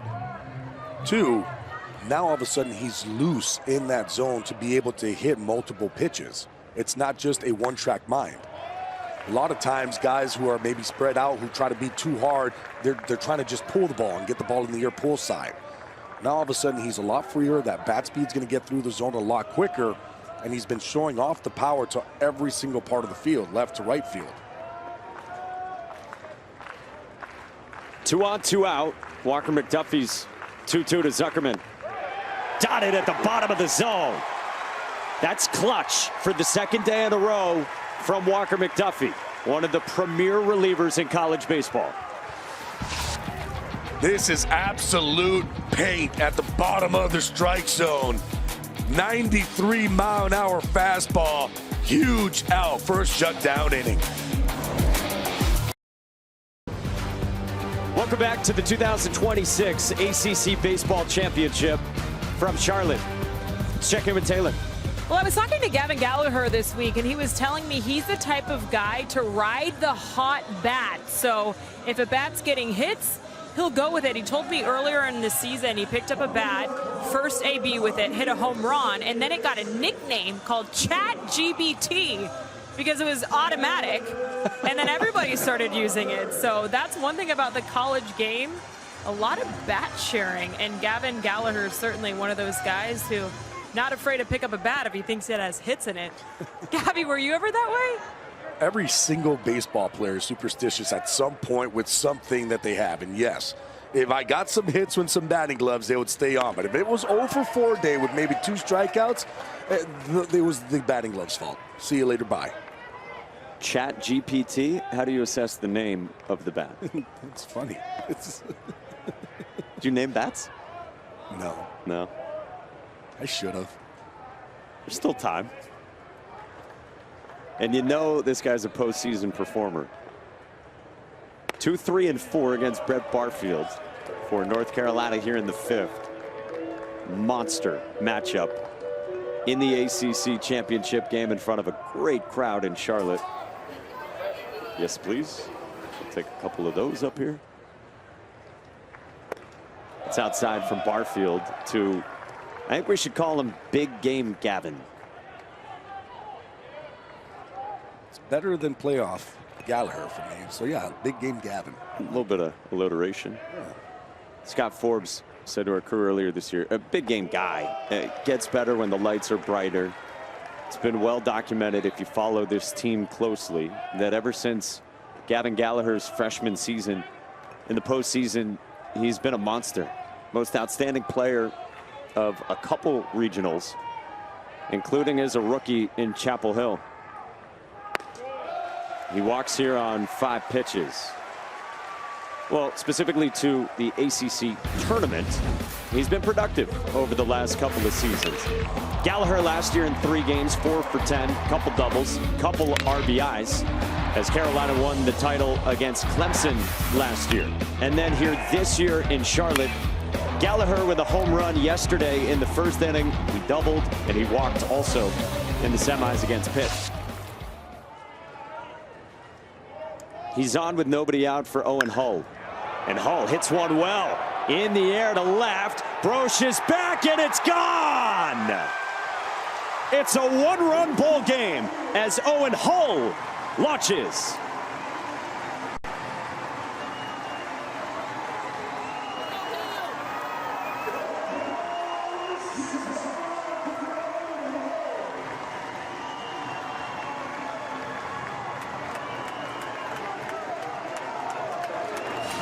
Oh, and here we go. Owen Hull, we've talked about it. The power is starting to come. Short, quick, compact, 105 miles an hour off the bat, 392 feet. And all of a sudden, it's a 1-run ball game. This guy's been locked in as this year's gone along. Has really started to rake down the stretch of this season after transferring in from George Mason, adjusting to this level. And look at the damage he's done specifically in the 4 games now against the Yellow Jackets. 6 for 14 and a 2nd home run for Owen Hull. 1-run game, 5th inning here in Charlotte, and a big fly to the backside for Owen Hull. A beautiful swing. Quick, straight through the zone, backside through it. 2-run homer to make it a 1-run ball game.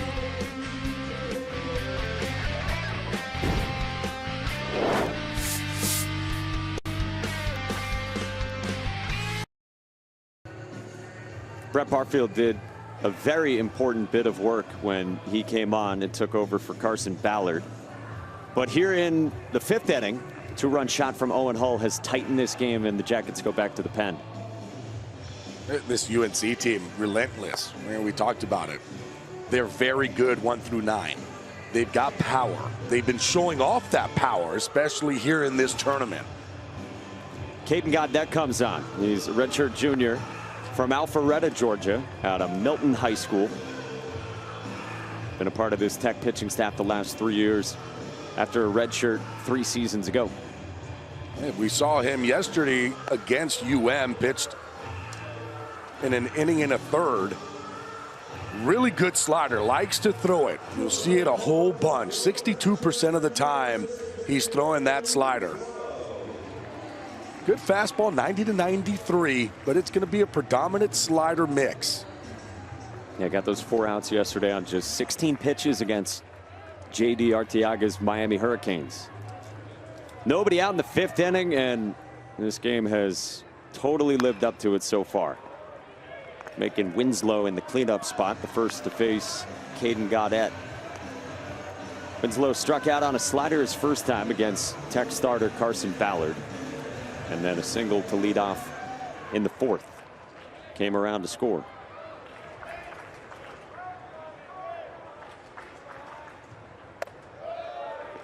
How about the productivity from Owen Hull in this game? RBI double off the left field wall in the 1st. And then 2-run shot oppo here in the 5th. Yeah, both of them too. Letting the ball get deep, driving it the opposite way, showing off that opposite field power. Off the end of the bat, cued behind Kent Schmidt into right. A normally sure-handed first baseman couldn't corral that, and Winslow's on. Winslow hits this ball off the end of the bat. The only thing I can think of is that there was a lot of English as he's trying to make the play.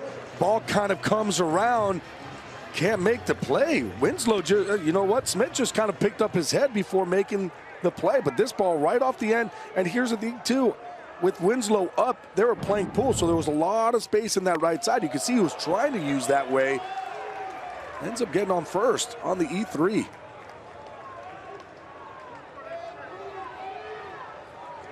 In front of Cooper Nicholson, who's got prodigious power. Gets under this one on the infield toward the second base bag at Jaron Advincula for the first out. We're gonna get a little push here. You gotta let it keep going. Oh, let's go. Is that Julius Peppers jersey? This is gonna take a while. We don't wish for rain, but the rain would have helped there. Old Tar Heels jersey.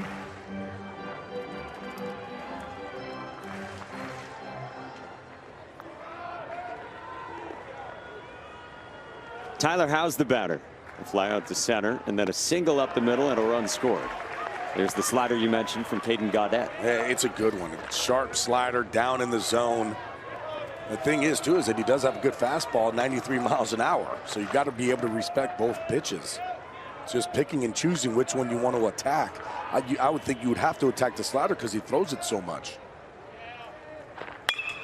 A slider there that was hung to Howe, but Burress runs it down. Boy, hard contact again from Tyler Howe. This gets impressive for a freshman. I'll tell you this, it's been hard contact up and down the lineup for both of these teams, for Georgia Tech and for UNC. And we knew that it was going to happen because there's a lot of firepower in both these lineups. Makes it really tough on the pitching staff. Again, it's the first time that the top 2 seeds in the ACC tournament have met in the title game since 2011. We told you it's been more than a decade where we've had a conference tournament title game, not just the ACC tournament, any conference tournament title game where both teams are ranked top 3 in the country. This is Colin Heineck, and he rolls one to third and foul at Zuckerman. Needless to say, we were fired up for this one. Oh, yeah. And it's delivered. Started with 16 teams in Charlotte on Tuesday. Everyone in the ACC playing here for a second straight year. And down to the 2 best. And that's what you kind of want to see. Like, everybody knows these are the 2 best teams in the ACC. Saying something, too, because the ACC is very, very strong this year. A lot of good teams. But this is the number 1 and number 2. This is a championship game that you wanted to have. Who is the best? During the regular season, UNC said, we'll take that. It's the only weekend series that Georgia Tech lost all season long. How about this? After they lost that series to UNC, they did not lose another ACC game all season long. You asked James Ramsey down on the field at the Cage pregame, hey, did you want to see North Carolina? He said, yeah, I suppose. But I also think they probably wanted to see us. Right. You want to see the best. You want to play against the best. It's the best way to say who is the best. 2-2. Swing and a miss. Gaudet with a nasty slider to strike out Colin Hynek.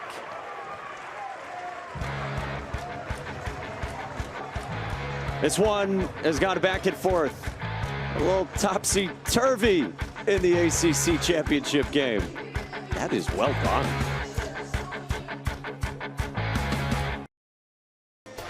The best conference tournament title game matchup in the country is here in Charlotte. Ryan Zuckerman and Drew Burress have gone deep for Georgia Tech, with Burress setting the all-time record. Rob Kellis supplied a 2-run single for North Carolina, and most recently Owen Hull with a 2-run backside home run in the top half of this 5th inning to tighten the margin to 1, with all eyes in Charlotte on Truist Fields. The new arm is the freshman lefty, right in Georgia Tech's backyard, Woodstock, Georgia native Jackson Rose, who's a really high-end talent. You see the even ERA at 2. He comes on and faces Kent Schmidt as Rose takes over for Walker McDuffie. Yeah, Rose has been, well, fantastic this year. Only giving up a 180 batting average against. A lot of fastball, 61%, 88 to 92 miles an hour.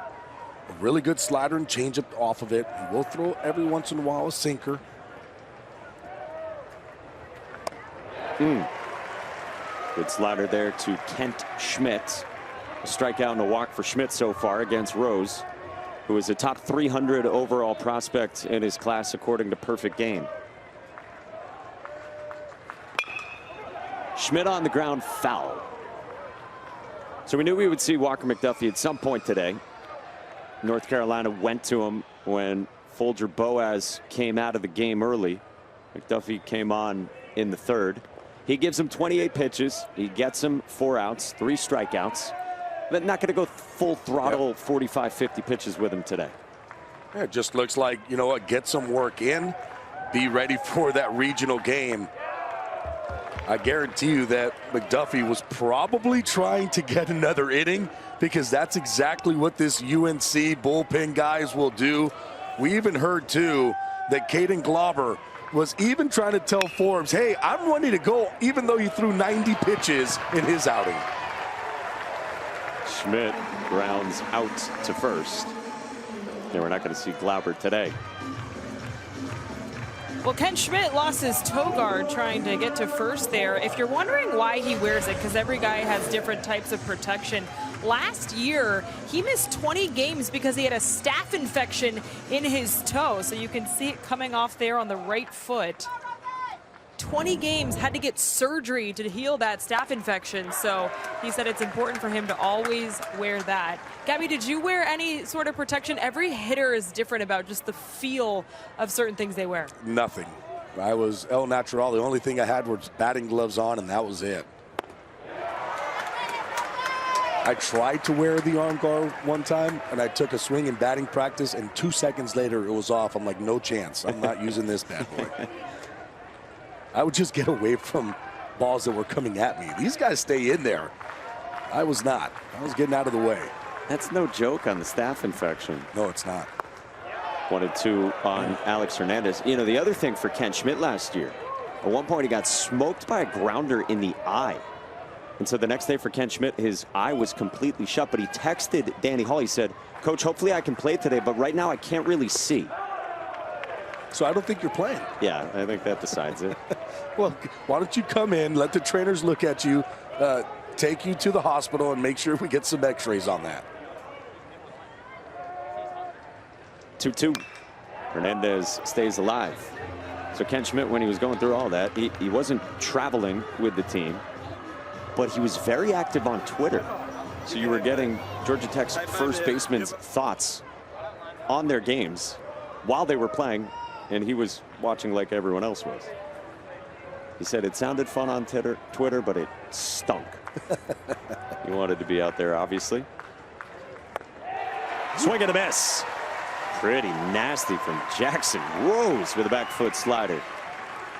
Hey, tomorrow, catch some afternoon Major League Baseball over on ESPN with the Yankees in KC at Kauffman to take on the Royals. First pitch at 3:30 Eastern. You can watch it live on ESPN, and you can stream it on the app. What a great crowd here in Charlotte. We love going to Durham, Charlotte every other year, back and forth.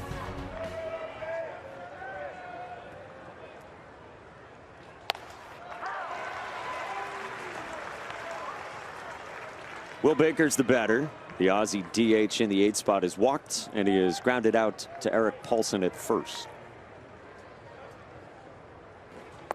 A lot to like from Jackson Rose. Yeah, you know what? It's funny, too, because Scott Forbes has told us so much about Jackson Rose, but we haven't ever seen him out there and pitching. In the games you've done, which is a lot. The games that I've done, which I've done a lot of UNC games. And I'm always thinking, like, does he even exist? Because I can see that there are numbers there, but every single time we have a game, we never get to see him because you either have Glauber or McDuffie. Those are the guys who are coming out. Rose is really fun to watch on the mound. Ooh, he wanted that. I think a little bit away on 93. I mean, it's 92, 93 from the left side. Really good slider. And right now he is just spotting pitches. Just a little bit off, but man. Swing and a miss. Jackson Rose is nasty. He fires up Carolina, and the momentum has started to turn in the 5th inning. Georgia Tech still leads by 1, but here comes Carolina with a heavy heels crowd in Charlotte.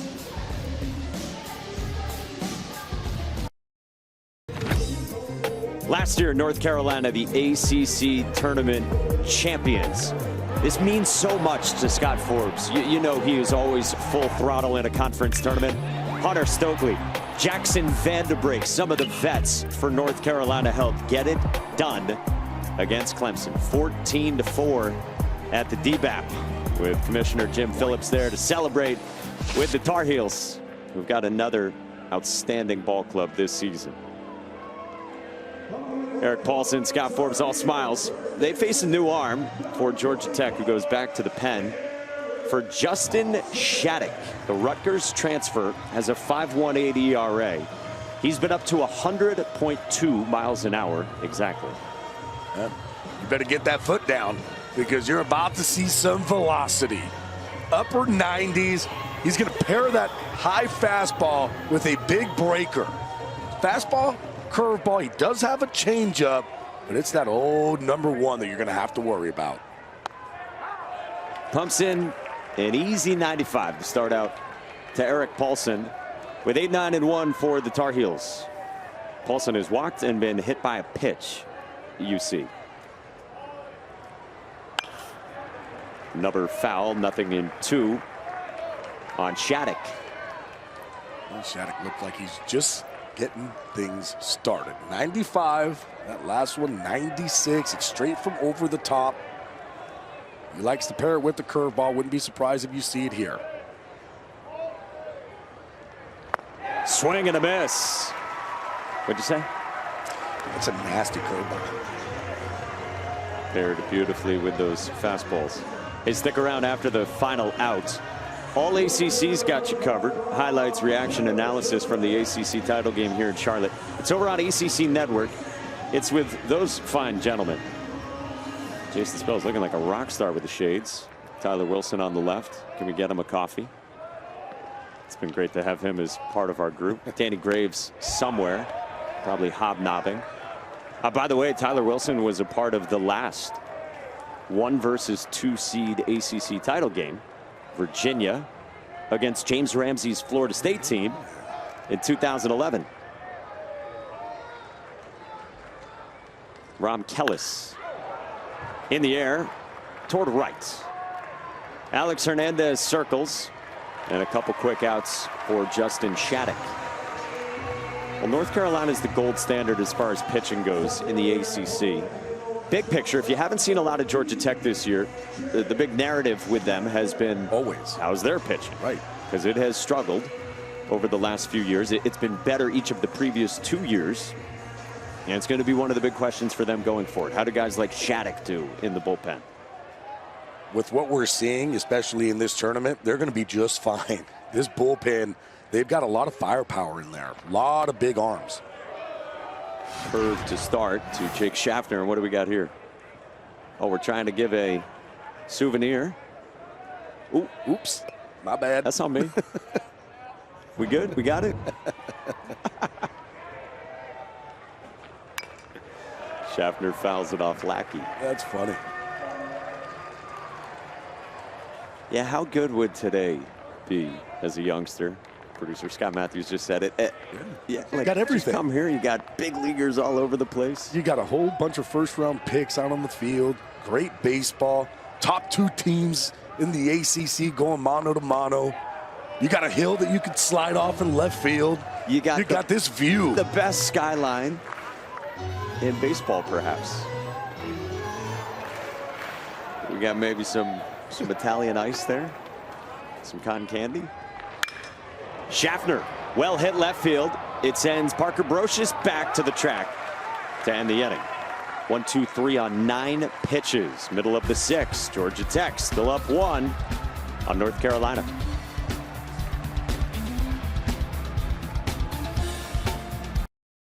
How good North Carolina's pitching staff is year after year, led by that guy, Brian Gaines, one of our favorites to chat with, one of the great pitching coaches in the sport. Great stash. Really good stash. We asked Scott Forbes yesterday, what do you think of Brian Gaines' mustache? He said it would look awesome with a cowboy hat. They got to get him a UNC cowboy hat. They can wear it during the game. Then it would look really cool. Oh, that's good. Guarantee you they have them. Oh, yeah. Brian Gaines was a great leader in his time as a player at Carolina from 07 to 2011. Endured 2 Tommy John surgeries. 7th year in this stint on staff. 11 years total. Little trickler generated by Jackson Rose from Parker Brocious. One away in the bottom of the 6th. And look, for Carolina pitching, we showed you their tops in the ACC. If you look back at the last 3 years combined, 24, 25, 26 seasons, combined, this is the best power conference pitching staff in college baseball by ERA. ACC, SEC, Big 12, Big 10. The best. And they just continue to show out. That's why when you look at this UNC team, really good top to bottom. Again, we talk about it. The only team to win a weekend series against Georgia Tech was UNC, and that's because that pitching staff and how good they are and how dominant they can be and how they can shut down a really good offense. They lean so heavily on their best guys. Yep. Their top 5 pitchers have combined for 68% of all their innings thrown this year. Jackson Rose is the 6th guy. Look how good he is. Right. But so can you lean on all 5 guys the rest of the way in the postseason? No, you're going to have somebody else. Like the way that they were kind of making everything work, and they showed it again, you know, this year, especially in this tournament. You know, you go DeCaro, and then you can go DeCaro to Glauber, and all of a sudden you can finish out a ball game. Then all of a sudden you can say, okay, well, what are we going to do after that? Well, you can go Lynch McDuffie, and that could finish out a ball game. So with 4 guys, you could say we could finish out 2 ball games. You take that into a super regional, if you're getting there, like that's going to be really tough to win. But once you get into an Omaha, you're going to have to count on other guys to be able to come through and pitch in some big innings. Drew Burress hits a rocket into the left field corner. Carson Curse had walked. He goes first to third on a double from Drew Burress. His 3rd hit in the ACC title game. That was scorched too at 112 miles an hour. Drew Burress kind of not really hitting the ball all hard until this game. But I guess he just waited for the championship game to absolutely crush some baseballs. He has been hitting balls hard all day long. This double What was he? 112 miles an hour? After his home run at 117. I started to kind of look at that. 14 balls so far have been hit in today's ball game, over 100 miles an hour. Really? 8 on the Georgia Tech side, 6 on the UNC side. Ball striking clinic, and now a huge hinge point in this game. Bottom of the 6th inning. 1 out. Jackson Rose going through the meat of this Tech lineup. Drew Burress wraps his arm around Jaron Advincula, who will bat here. I'm going to be interested to see where the defense is going to be playing for UNC. 2nd and 3rd, 1 out. Are they going to be playing in? Do you go corners in, middle back? Do you give up a run? Very interested to see what Scott Forbes is going to want to do here. I think they're coming in. And I think you are right. It looks like they are going to be playing in. They're going to try to cut that runner off at home. Jaron Advincula is the batter. Maybe the best second baseman in the country. First pitch. Low roller foul. There has been a lot of rollover today from Advincula. We did have a beautiful bunt single in the 3rd inning. Top 2 in the country in batting average entering the weekend.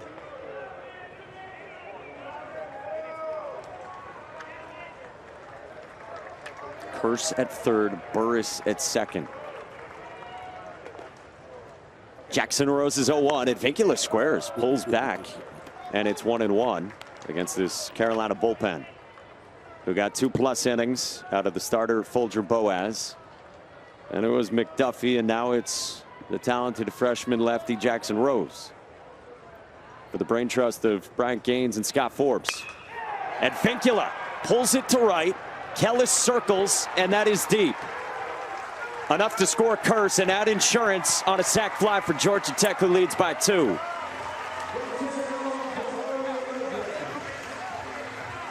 How about the pitch before, thinking about maybe laying down a bunt with a safety squeeze.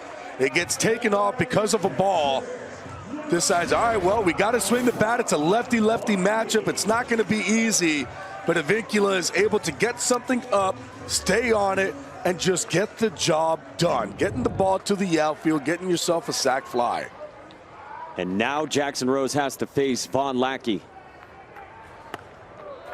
Boy, and he comes inside. He misses there, but establishes the heater in. I like it, especially against a guy like Vahn Lackey. The last thing that you want him to do is get extension, right? Get those hands away from his body. Let him catch the ball out in front. That's called a strike, and it's 1-1. It's what we've been seeing, too, with this UNC pitching staff, right? Hard in, change up away. Hard in, change up away, going east and west. Burress dancing off 3rd. On the ground to 3rd, past the dive of Nicholson.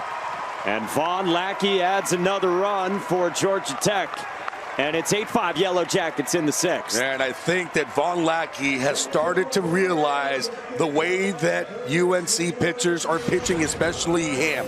Hard in, soft away. They're trying to come back to hard in. What does Vahn Lackey do? Get those hands out, hits the ball hard into the 5-6 hole for an RBI single.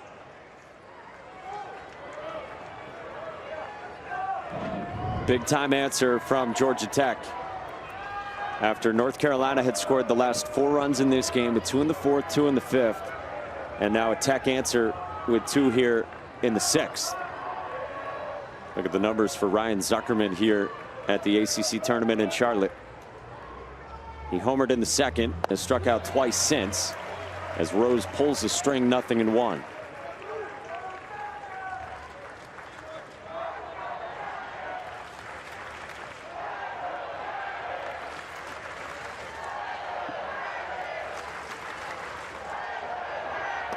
Georgia Tech's fans getting into it here in Charlotte. You do see so much of the Carolina blue. But let's go Jackets chance breaking out at Truist Field. There's a lot of go throughout. They're spread out there through the sea of the UNC baby blue color. Fouled off the home plate umpire Brian Miller. And now 1-2. So for Jackson Rose, can you stop the bleeding? Got to. Right here. Yeah, you got to. Right now, you got to keep the score right where it's at. You know that you have a good line up top to bottom. You know that they're going to be able to score. They've been showing it here today. A couple quick numbers up on that scoreboard. You got to be able to stop them here.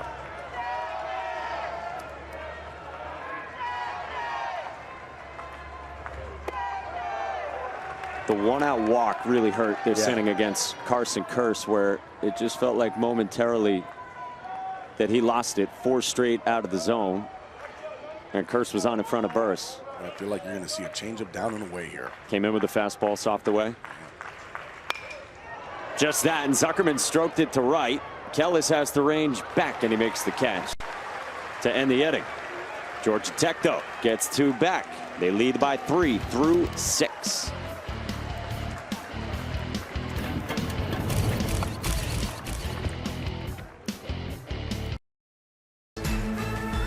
Road to Omaha runs through Charlotte. I don't know what that is. I don't know what that is.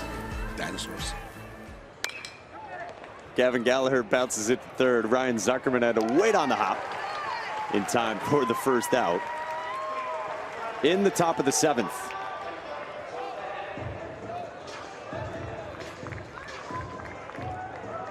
Look at that skyline. Beautiful. What a beautiful venue. And it looks even better with it filled up.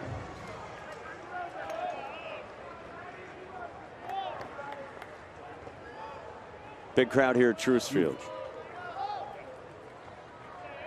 Here's Owen Hull. He's had a huge game for North Carolina, driving in 3. RBI double in the first, 2-run homer in the 5th. Takes a borderline pitch for ball 1 here against Justin Shattuck.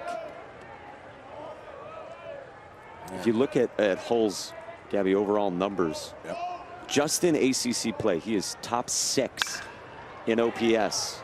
Slices another one. Brocious started in. Now he goes back. Cannot make the catch. We have seen some left fielders struggle with the foggy skies the last couple of days. And Brocious did not get a good read. Yeah, Brocious, I mean, kind of looked like he didn't just see this ball. He starts running in, then all of a sudden realizes, oh no, their ball is behind me. Tries to make up with it with his athleticism. Ball hits him in the heel, just can't come up with it. And Owen Hull now is in scoring position for UNC. It's interesting because the outfield defense was such a concern for Georgia Tech head coach James Ramsey that they took batting practice on the field today, and he made his starting outfielders track balls in the outfield. He said because all tournament long it's been an issue. It's just different with the fog that moves in, the way the baseball plays here. They're not used to it. Yeah, with the fog, and then we saw that shot. And again, we've heard this from some folks with programs. That building, just the color of it with a foggy sky has made it hard on left fielders. You buy that?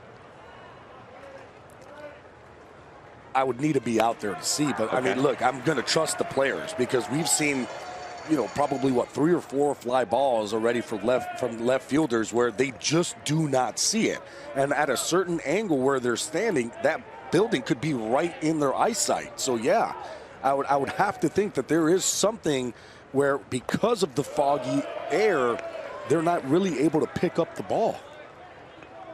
Well, it puts Owen Hull aboard for Macon Winslow, cleanup man for Carolina, all ACC catcher, singled in the 4th inning and came around to score.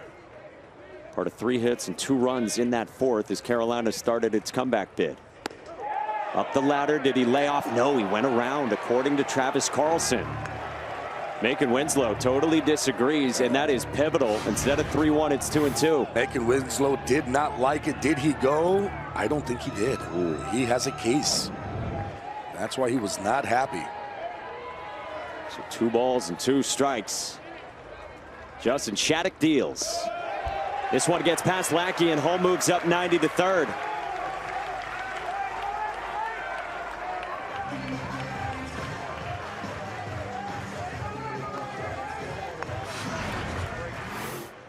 I was surprised that Lackey didn't try to get his body in front, but you know what it was? It's just where that ball hit. That curveball just so far out in front of home plate that he felt like the best way for him to try to catch it was maybe just catch it off the hop. Wasn't able to get it. Ball gets to the backstop, and all of a sudden there's a run 90 feet away. Hot shot up the middle. Advincula position there for out number 2, but a run scores on the RBI ground out, and that wild pitch looms large. Oh, you had an error in left field by Brocious on that fly ball. Gets over to third on a wild pitch. Great job, though, by Macon Winslow just putting the ball in play and getting another run across. One of those answer back innings. Georgia Tech is able to score. UNC answering back. 2 outs, base is empty for Cooper Nicholson.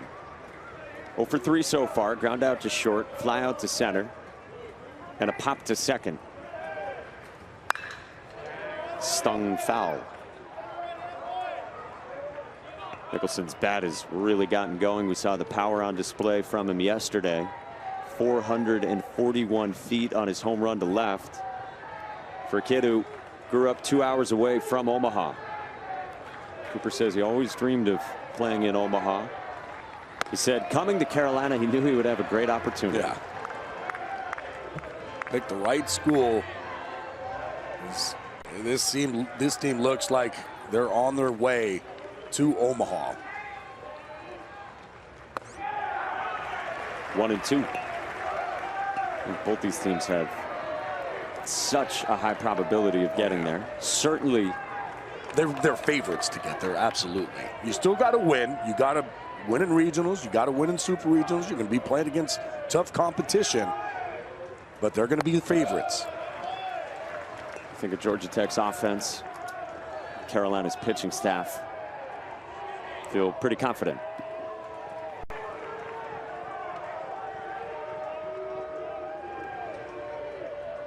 Two.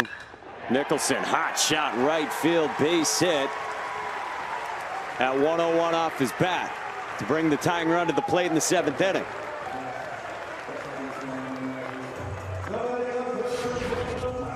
How about Cooper Nicholson being able to stay on top of this pitch? That is a fastball at 97 miles an hour. Cooper Nicholson, it doesn't faze him at all. Gets the bat head to it, 101 miles an hour off the bat, driving it the opposite way. Georgia Tech pitching coach Matt Taylor emerges for a visit with Shattuck.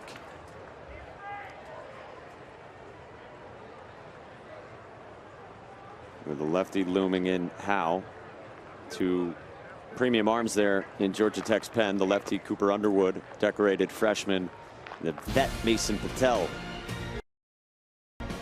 All right, big spot here. You got Tyler Howe, a lefty. You got the righty Shattuck, who stays in the game. Howe has really struck some balls well today. 2 flyouts to center, but at 102 and 101 off his bat, and then a single to center also back in the 4th inning. Freshman from Huntersville, North Carolina, who Scott Forbes says lovingly is just a baseball player. Super coachable, worked his tail off in the weight room, can do a lot of things down in the 6th spot in the lineup. Big cut on 96.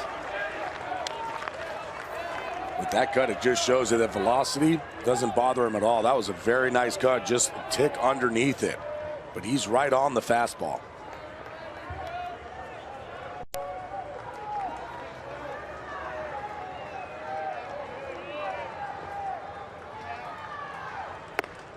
Tyler Howe was a North Carolina fan growing up.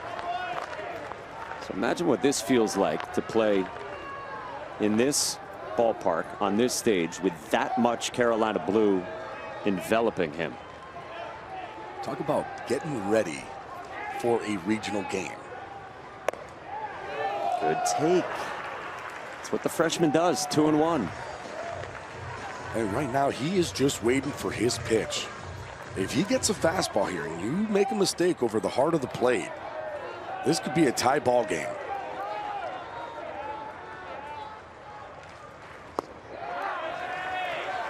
Knee-high strike at 95. It's 2-2. Howe made a heck of a catch in left field yesterday against Pitt. Banged up his right hand. Yeah, it was weird, the thumb, as he was making the diving play. 2-2. Stays on the breaking ball and laces it into the gap in right center. Cooper Nicholson first to third. Tyler Howe has emerged as a freshman. And there's 2 on for North Carolina. I mean, he got 4 straight fastballs in a row. First curveball he gets, absolutely stays on it, driven, line drive, right center field, as if he had seen that pitch a million times in a row. And I can assure you he was playing banged up. He had that right hand wrapped up this morning. Wow. 2 on with 2 out for Colin Hynek. 0 for 3 so far. First pitch swinging. He pops one up into right field at Alex Hernandez. And Justin Shattuck strands 2. North Carolina threatens. And they do get 1 here in the 7th. Off some issues self-inflicted for Georgia Tech. The error on Parker Brocious. And the wild pitch from Justin Shattuck. We got 2-run game as we hit the stretch in the ACC title game.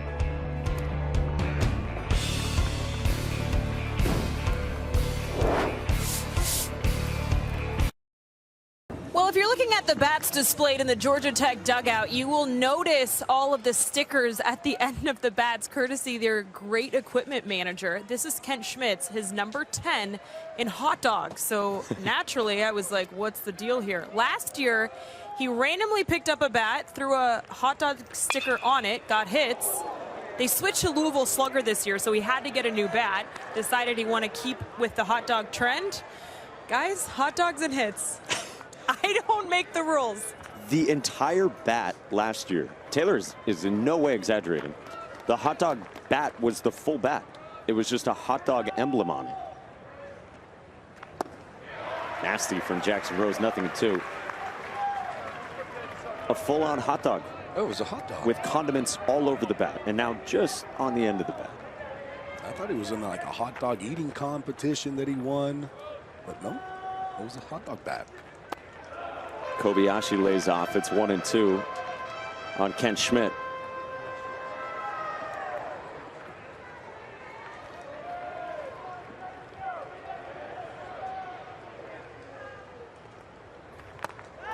Up and in. Did it get him? No.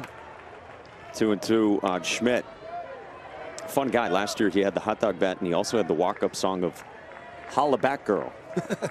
2 years ago he had Hips Don't Lie for his walk-up song. He's a guy that I would like to hang out with. Floats this one in foul ground near the Tech bullpen. And Nicholson, nice catch. 1 down. Very nice play. Navigating through some players too, getting out there. Guys needing to get out of the way. There's the fence, makes the play. Nice job by Nicholson.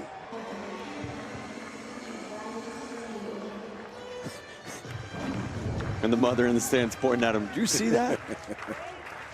That was nice. Here's Alex Hernandez. Strike 1 from Jackson Rose, who's been solid. Came on in the 5th, 1-2-3. Had the momentary wobble with the 4-pitch walk in the 6th inning, and then the Burress double. Hernandez had the big 3-run double that he scorched in the 3rd inning, when North Carolina elected to stick with Folger Boas.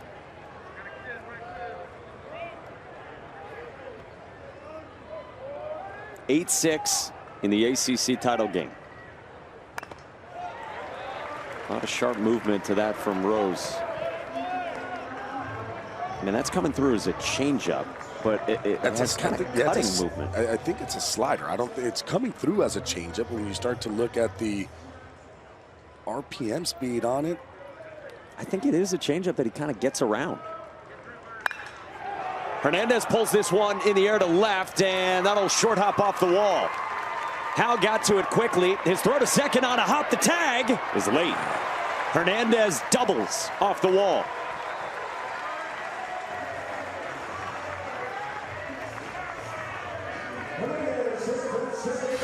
Well, this was a fastball. That we do know. And Alex Hernandez hits this one off the left field wall. Great job, though, by Hull, picking it up, getting it in quickly. And Hernandez is almost out at second. He had to hurry up with the head-first slide. Holding the bag, making sure he doesn't come off. So now man in scoring position with one out for Will Baker, who's 0 for 2 with a walk. And ball one to start out on what we think is the changeup from Jackson Rose.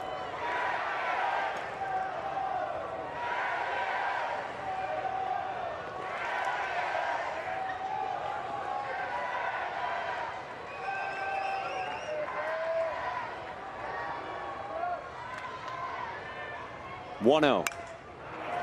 That's a slider for sure. And that's definitely away. A slider. Yeah, I think it. The spin rate is higher on that than what the changeup is. Yeah, I have no idea. I'm looking at the numbers and I'm like, he doesn't really throw changeups lefty-lefty unless he's starting to do that now. 1-1. Hot shot left field, base hit, Will Baker. Howe gets to it quickly, so Hernandez stops at third. Georgia Tech has him at the corners, looking for more in the 7th.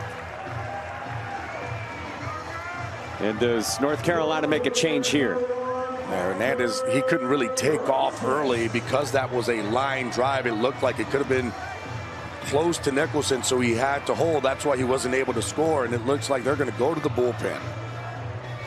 For the right-hander, Matthew Mateus. 2 years ago, a very high-end arm for North Carolina's bullpen on an Omaha team. He looked very good yesterday, and he will come on now for the freshman Jackson Rose with 3 straight right-handed hitters looming for Georgia Tech's offense. 2 2/3 from the talented freshman Jackson Rose. He'll exit with runners at the corners for Georgia Tech, up by 2 and searching for more. Take you back to Georgia Tech's last ACC tournament title, 2014 against, yes, Maryland once upon a time was in the ACC for the younger audience out there. And the Jackets, led by Danny Hall, won the crown. A program that has had so much success through the years. They got the title as a 9 seed, and Danny Hall got a bath. This team trying to go regular season title paired with tournament title. They lead by 2. They've got runners at the corners in the bottom of the 7th, and that man right there is Matty Mateus, senior right-hander who has come back from the internal brace procedure, the modified Tommy John for UCL elbow injuries. You see the numbers this year, a 4.73 for him, but we saw him yesterday, and Scott Forbes said afterward, this guy's a real X factor for us because he looked good yesterday. He looked really good, and he was pumping a lot of strikes. What I want to see out of him is trying to utilize one of his pitches to be able to get the ground ball. For me, it's got to be either the cutter. He does have a very good changeup that also gets a lot of ground balls. So in this type of situation, that is what you're looking for. Parker Brocious is up to bat. Try to get something to where you can throw a pitch to get something on the ground. Scott Forbes said after the game, the cutter is his best pitch. Colin Heineck, who was catching yesterday, said to Scott Forbes the cutter was really good yesterday. Yeah. And as you said, a changeup. Scott Forbes was calling it a split. He said that was good yesterday to get hitters off the fastball. So he said 4 legit pitches right now. I think that's the split right there. Cutter maybe? Yeah, I think that's the cutter. And he'll utilize that cutter a whole bunch. It's a good pitch, too, especially from where he's releasing this baseball. A lot of action to it. Guys usually typically get on top of it and hit it straight down into the ground. 1-1 to Brocious, up high with a heater. Brocious in the 9th spot, 0 for 3, 2 Ks and a comebacker. Maybe the best 9-hole hitter in college baseball. Senior who stuck around with Georgia Tech.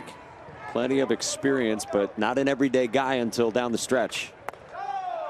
Just misses on a cutter. 3-1 from Mateus, and danger is all over the place after this with the top of Georgia Tech's lineup. Yeah, you can't put him on just because of who's going to be coming up at the top of the lineup. So this is where you have to just go after the hitter.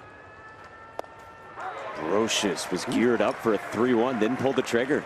I mean, it's tough, too, because of the release height of where he's releasing that baseball and the way that that ball is working down and cutting away from the right-handed hitters. One of the captains for Carolina.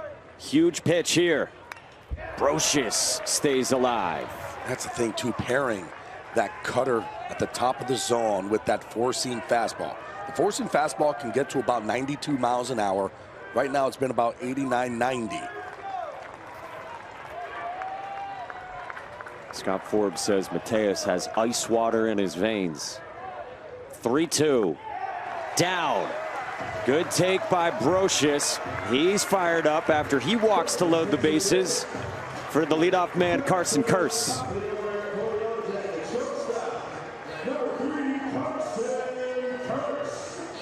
Breakout junior season for Carson Curse. The guy who would hit 9th or 8th for a lot of the early part of this season has rocketed up to the leadoff spot and rocketed up draft boards. Been aboard 3 times today. First pitch. Breaking ball misses from Mateus. First curveball we've seen. Take a look at the infield, the way that UNC is playing against Carson Curse. They did the same thing against Brocious. Everybody on that left side of the infield. What that tells me is that if that ball does get hit, you're going to have to wait for Gallagher to get to second base. Looks like third and first will be coming home for the double play. Just misses 2-0. Curse shaking his head. Confident take.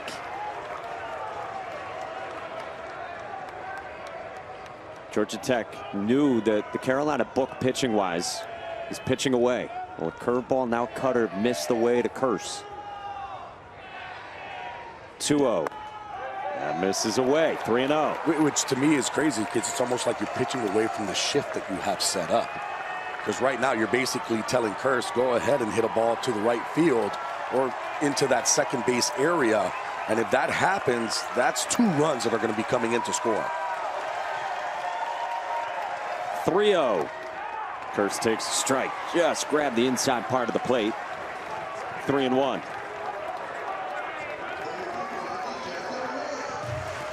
The 2 Titans of the ACC. Locked in a good one. Mateus is 3-1. Curse swings and misses.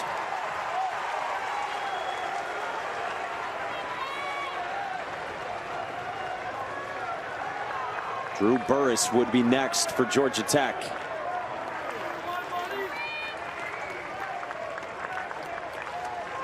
The steely veteran Matty Mateus. Ready with the 3-2.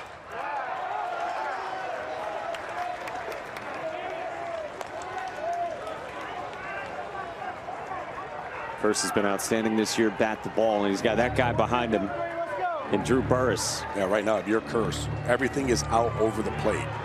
That's where you're looking.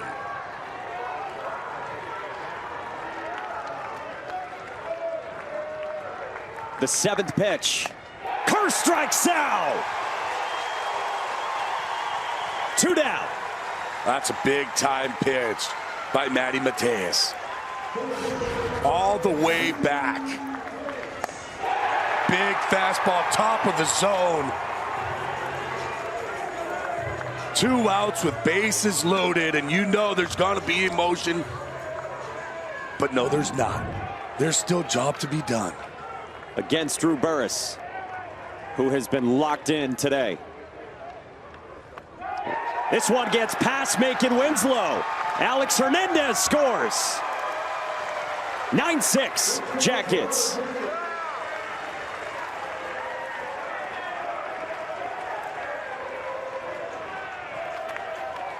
Yep, I'm right there with Scott Forbes. That's the one that you just kind of look at and go, that one hurts a little bit. Winslow tries to get it before it hits the ground, just couldn't get the glove there, gets underneath and to the backstop. In these situations, though, you got to get your body in front of it. You got to make sure that you keep the ball from getting back. Now 2-0 on Drew Burress. Boy, that is costly. After Mateus had done the hard work against Curse, and knowing he is staring down Drew Burress, who's had a ball striking display today. Exit velos of 117 and 112. And they're just going to put him on. Yeah. And that is absolutely the right move, I'd say. Yeah, especially the way that Drew Burress has been swinging the bat today. No reason to keep going after him. If you're just joining us, maybe you're waiting out the weather in Hoover, Alabama. Drew Burress did this in the third. Top spun 117 just up and out to become Georgia Tech's sole record holder, breaking his tie for career home runs with Jason Varitek. So they're loaded up for Jaron Advincula in the 3 spot. The Cal transfer. Chases, but it caroms away. 10-6 as Will Baker scores.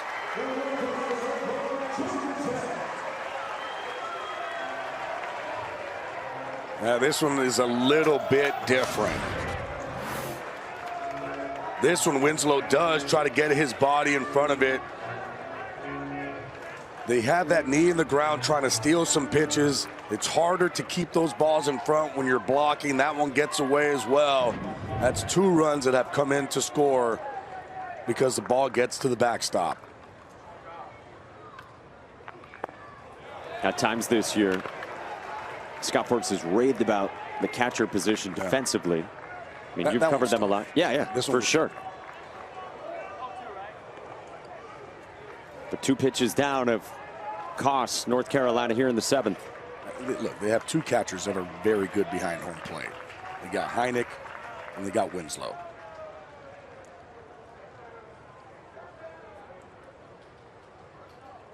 An issue with the pitch communication device.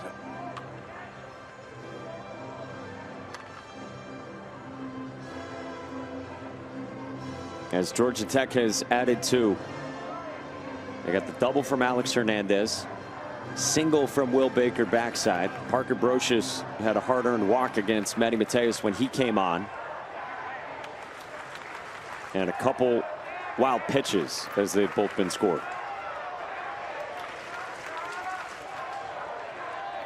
Nothing at 2 on Advincula. Fouled away.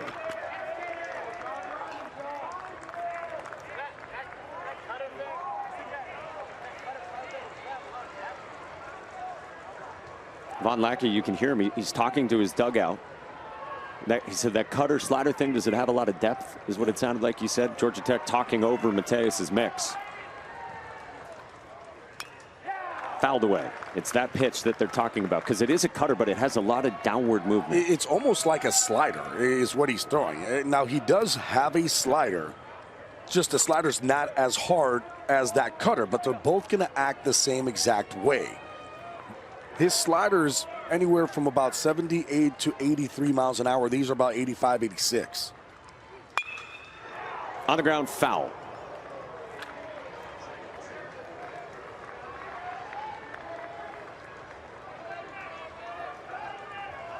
Georgia Tech trying to get to the finish line in Charlotte.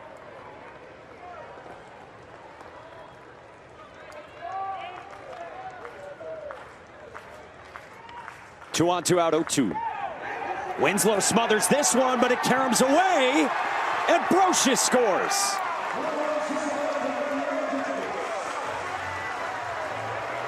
Three runs on balls that have been down and hopped away.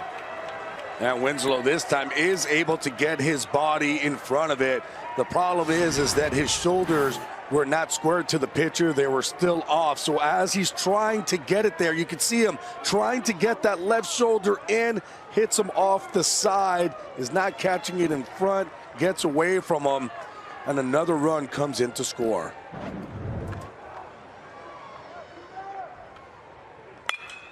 Advincula, right field at Kellis. Inning over. It is out number 3. But 3 wild pitches with Manny Mateus working with Macon Winslow, and Georgia Tech converts the foot traffic on the base pads into insurance. It's 11-6. Georgia Tech against North Carolina, the top 2 seeds in the ACC in this big-time bout.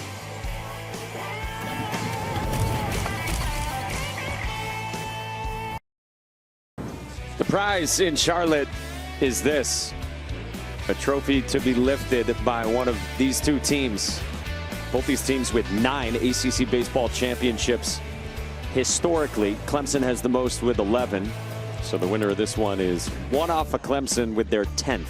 In this historic matchup, first time in the ACC, the top 2 seeds meet in the title game since 11. First time anywhere in the country, it's top 3 teams in the sport in the history of the D1 baseball poll, which started in 2015.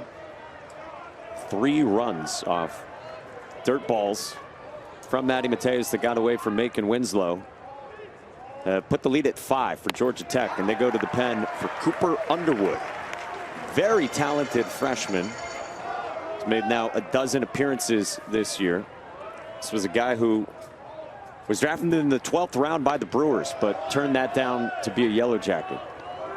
Really good secondary pitches. Good slider, good curveball. Fastball anywhere from 89 to 91. But he'll utilize the curveball and the slider a whole bunch. Goes back and forth between each one of those during the at-bats. Eric Paulson strikes out. There's one away, and we check in with Taylor. And we talked about him in our open. Coaches told me it's important for him to come into this game and get innings because he is a freshman and they want him to pitch in this type of environment against a really good team because they believe he's going to be a huge piece of what this pitching staff has to do moving forward. They said he earned a spot in their weekend rotation early this year. He's made midweek starts as well, like against Auburn in a huge game earlier this year, right around the start of April. And then James Ramsey said this recently, Underwood had some bad breaks too, and would be the first to own that he didn't pitch his best always. They love the stuff.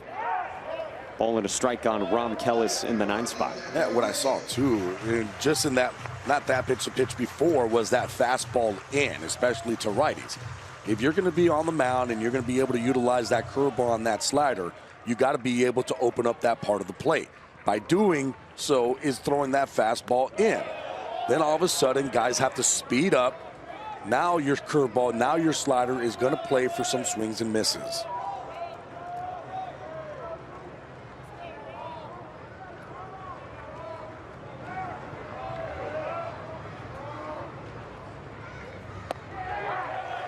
Big breaking ball, 2-2. It's the one James Ramsey said earlier this year is a, quote, banger.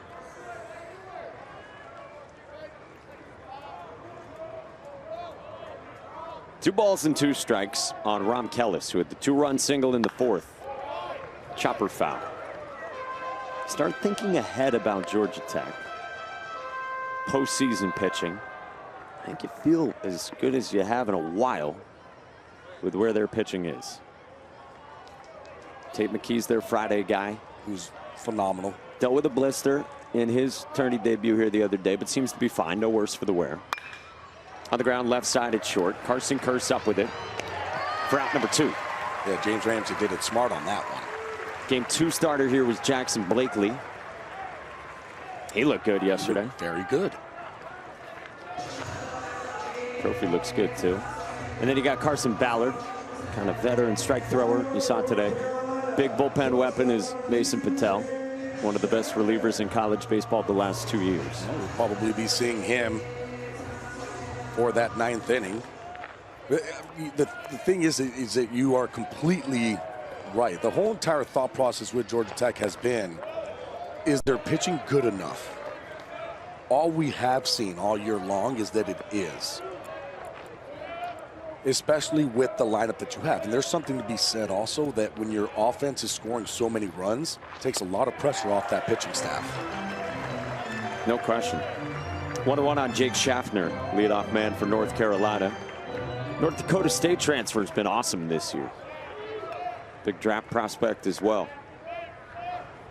0 for 3 with a walk today, and he's tied up 1-2 with Underwood coming in.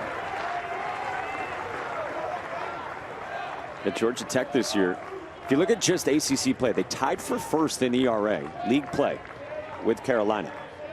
Overall for the season, 6th in ERA in the league.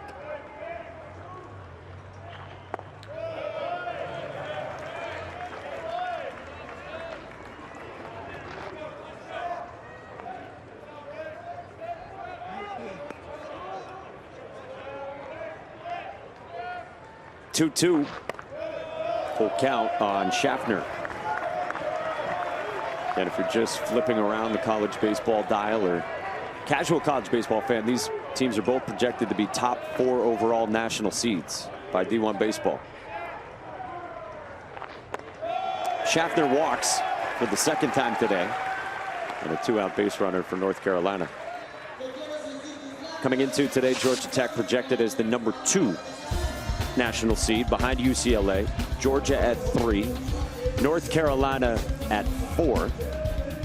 If Georgia Tech hangs on, depending on what happens for UCLA in the Big Ten, certainly a case to be made Georgia Tech might be number 1. And were North Carolina to win this game, obviously down 5 now, they got an interesting case too, because they would have 3 out of 4 wins over Georgia Tech this year. Georgia Tech won the ACC by 3 games. Vahn Lackey will visit here with Gavin Gallagher batting with 2 outs in the 8th inning. Oh, I think it's a great case. If UNC is able to come back, put some runs on the board and win this game, they would be sitting there going, hold on. We won 3 out of 4 against Georgia Tech. And that's why this game was big for both. I mean, of course, you're playing for a championship. You're playing for that beautiful trophy that we've seen. But there is some pride that these both teams are playing for. For Georgia Tech, the only weekend series that they lost was to UNC. They have not lost another game against an ACC opponent since losing 2 out of 3 against UNC. So you know that in their mind, they're saying the only team to beat us is standing on the other side, and we have something to prove.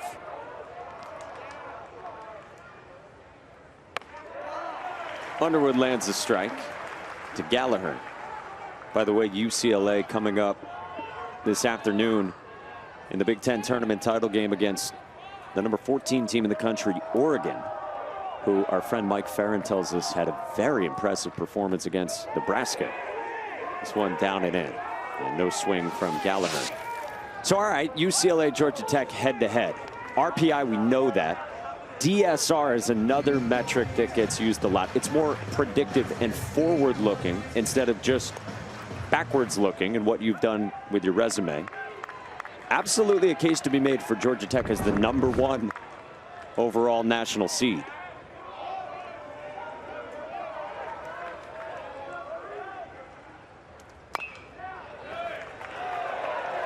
Two and 2. Now for UCLA, they didn't drop a series all year. Right. That's a real big part of their resume. Wire to wire, number 1 team in the country. Wire to wire. Wire to wire. I mean, look, they've got a really good offense top to bottom as well. And they've been playing extremely good baseball. There's a reason why they're number 1. I think unless something crazy, I don't know. You get to the Big Ten, it's hard to see that the UCLA would not be. Look, and they're whoever wins this one has a case to say, hey, we deserve to be number 1 also. But at the end of the day, you're still going to be a top, 8 seed. So you're still going to be able to host regional and supers. Good curveball from Cooper Underwood to strike out Gavin Gallagher. And Underwood bookends a 0 in the 8th inning with a couple of Ks. Both on breaking balls. And Georgia Tech leads by 5.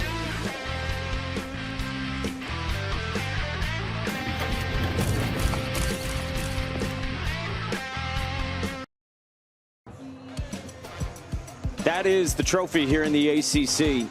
It'll be handed out to the most valuable player of this ACC championship. You know who's got a case is Ryan Zuckerman. He's been great.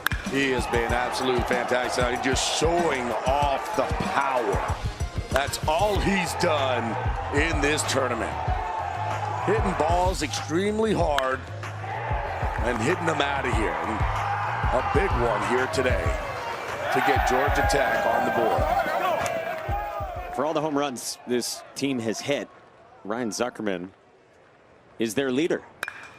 Vahn Lackey off the end of the bat into left center. It's falling fast in front of Tyler Howell. Leadoff man on in front of Ryan Zuckerman. Talked about the adjustments that he's made this season after he transferred in from Pitt, where he was great in a great program led by Mike Bell, with Devin Mesoraco doing such good work there with the hitters. And then Zuckerman had to cut down on his swing and miss. He's done a good job of that all season. Back to the bullpen for Scott Forbes, bottom of the 8th inning in Charlotte.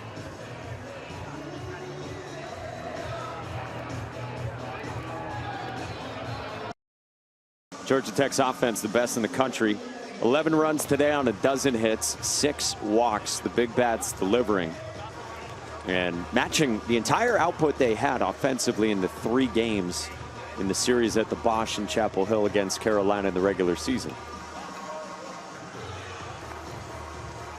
And their big boys are the ones doing all the heavy lifting. 8 for 16 today. Hitters 2 through 5. Gallup, Burress, Avincula, Lackey, Zuckerman. Carolina back to the pen. They go to the sophomore righty. Wiry 6'3", $179 right-hander Cameron Seagraves. What's crazy too is when you look at the ERA at 6.28, one of the biggest things is the free passes. But when he's throwing the ball over the plate, guys aren't doing any damage against him. Dirt ball, and Winslow's throw goes into center. Lackey late to locate. He settles for second with nobody out, and we had a fake out tag on Vahn Lackey too. Now, I will say that James Ramsey right now is looking, saying, hey, he held the tag on his body. You're not allowed to do that. So you see right here, you see the tag, tag, tag, and then he gets it off. Gallagher. No, that's fine. It was early on is when he had the tag on. Then all of a sudden when he gets up, he gets it off. So what do you do as a base runner? Do you have to listen better there? Because it looks like what you're supposed to do is pick up your third base coach. Yeah. And your third base coach would be the one telling you, hey, you got to keep coming. 5 wild pitches for North Carolina pitching, and at least 4 of them in the last 2 innings. I love a good fake out tag though. Yeah, I mean it's smart because that's the only way that you can try to keep somebody there. Good block by Winslow. I almost like it as much as the outfield deke. The deke, and then catching it. Oh, that was awesome. Drew Gilbert did that in the big leagues this year. There's been a couple guys where all of a sudden they're getting smart with it, and all of a sudden they're going up and they're acting like they're catching. They'll catch it lower to try to get the base runner to leave early on the tag up. Yep. So, I mean, baseball smarts there. Hard shot, Zuckerman into right field. Lackey scoring from second, and the backup from Seagraves.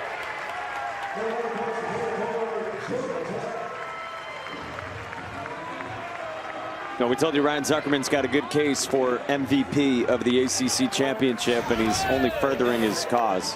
Yeah, another base hit, another RBI. It's a fastball up in the zone, stays on it, stays on top of it, drives it the opposite way. Lackey able to come in and score from second. Those are pretty decent numbers for the tournament. 8 for 14 with 3 home runs and 6 RBIs. Monster stuff from Ryan Zuckerman. Carolina going back to the pen. 12-6 Georgia Tech.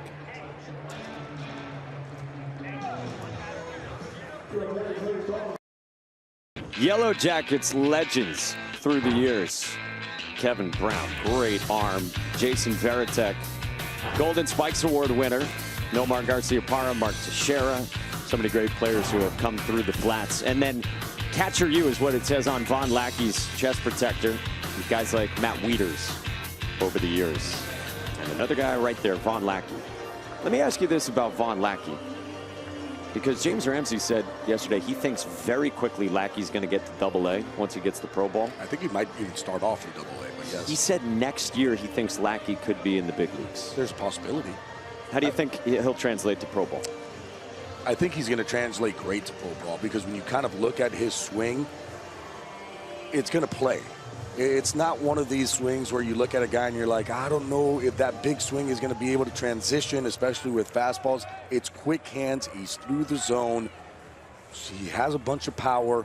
He plays a position that people if you're hitting and you're able to catch and control and throw, those guys are going to get up to the big leagues quickly. Tom Chmielewski, nicknamed Chewy, comes on after one batter for Cam Seagraves.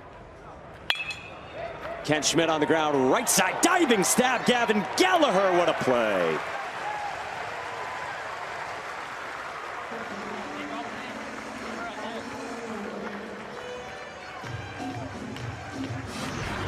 Gavin Gallagher is one of, if not the best, second basemen metrically in all of D1. Getting out there, making a play. Pitchers, they love him playing second base. Here's Alex Hernandez. How about the shades on the back of the hat from Gavin Gallagher, too? He wants to see what's going on behind him. Eyes in the back of his head. Did those stay on that play? Or did he pick them back up? I'm not sure. Nothing in 2 on Hernandez. 2 doubles for him. I was just looking at the full extension dive that he was making. But yeah, look at those guys. Those are nice. You can see it.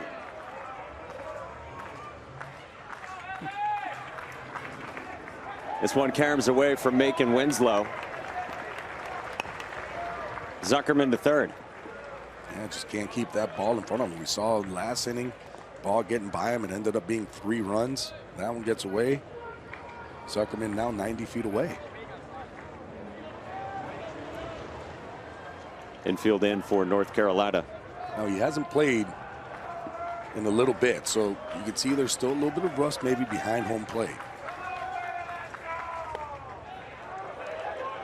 I understand the whole need of the ground, right? With nobody on, or maybe a guy on first, or whatever it might be. At third base, I don't like it. The one knee down. The one knee down, yep. because it's like that. That's what they're teaching, to try to steal strikes. But you got a guy that's 90 feet away. Line drive, right field. Alex Hernandez to score another. 13-6.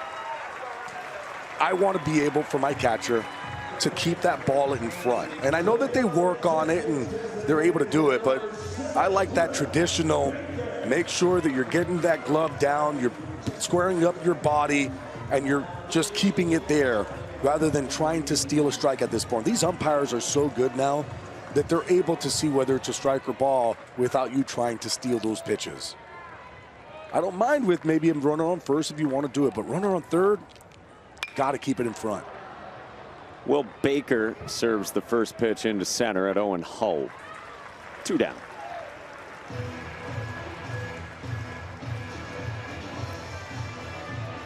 Yeah, it's everywhere now. It's everywhere, and you're seeing it. And there's some guys who, on third base, they won't do it. There's some guys that will continuously do it. And there's some guys who are really good at being able to, you know, get that ball and block it and keep it in front. I tried it a couple weeks ago. I need some coaching. I was sore. Lefty catcher's glove, nothing wrong with that. Were you able to pick some? I was working on the bringing it down, bottom to top receiving to steal strikes. Did you miss any? Oh yeah. Not very good. It's not as easy as you think. Parker Brocious went around, according to Travis Carlson. I'm surprised that they still do it in the big leagues, just because now you have that challenge system. But it's only a few challenges you get. It's true. Think about all the other pitches. At least for now. For now. Parker Brocious in the air to center. Hull started in, now he goes back. Hull's onto the track to make the catch. Inning over, but a couple more runs. For a Georgia Tech offense, it just feels inevitable. They put up a baker's dozen. And we are through 8, and Georgia Tech trying to finish it off. Welcome back to the 2026 ACC Baseball Championship. From Truist Field, home of the AAA White Sox affiliate, the Charlotte Knights. Georgia Tech and North Carolina in a big-time matchup. Well, Georgia Tech has put up 13 runs. Big 5-run third inning, multi-run innings in each of the last 3. against a fellow team ranked in the top 3 in the country. Best hat we've seen here in Charlotte might belong to that fine woman. And Georgia Tech trying to finish this off. She's happy. Has been pretty much all season long. Owen Hull caught in between, but he laid off. So let's put a bow on this. North Carolina took 2 of 3 from Georgia Tech in the regular season. North Carolina, wonderful year. Going to be a top 4 national seed, well positioned, ascending offense, star-studded pitching staff. Great offense. In really good shape. They're very good shape. Great defense. Top 15 in the country defensively. Take care of the baseball. Offense 1 through 9, they can do damage. It's going to be fun. I'm expecting both these teams to make it into Omaha. And not criticizing that. Like, that's not even that bold because of how good these teams are. Like, that's my easy prediction. Both these teams making it to Omaha. That's how good these guys are. Stars all over the place for Georgia Tech against the steady success of North Carolina. Some of the Carolina players have said it to Taylor this weekend that they don't have all the first rounders on their team, at least as far as hitters go in the offense, but their offense is getting better by the numbers. Oh, yeah. They're getting hot at the right time. Owen Hull bounces it to first and foul. And that's what you want. If you're Scott Forbes, you want your team to get hot at this moment. End of the season, going into regionals and super regionals, carrying it on into Omaha.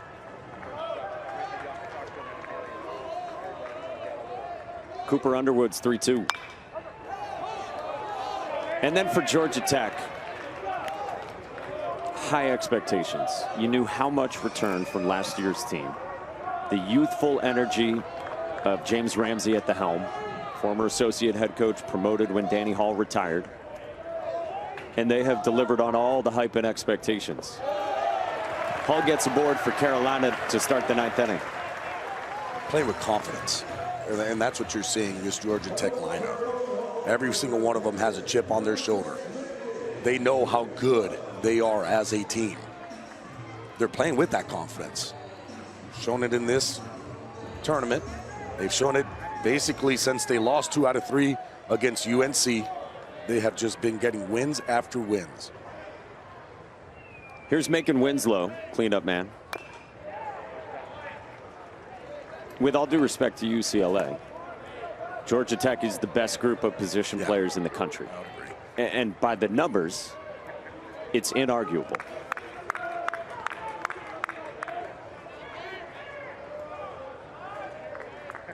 And the competition that they've been playing throughout the whole entire season.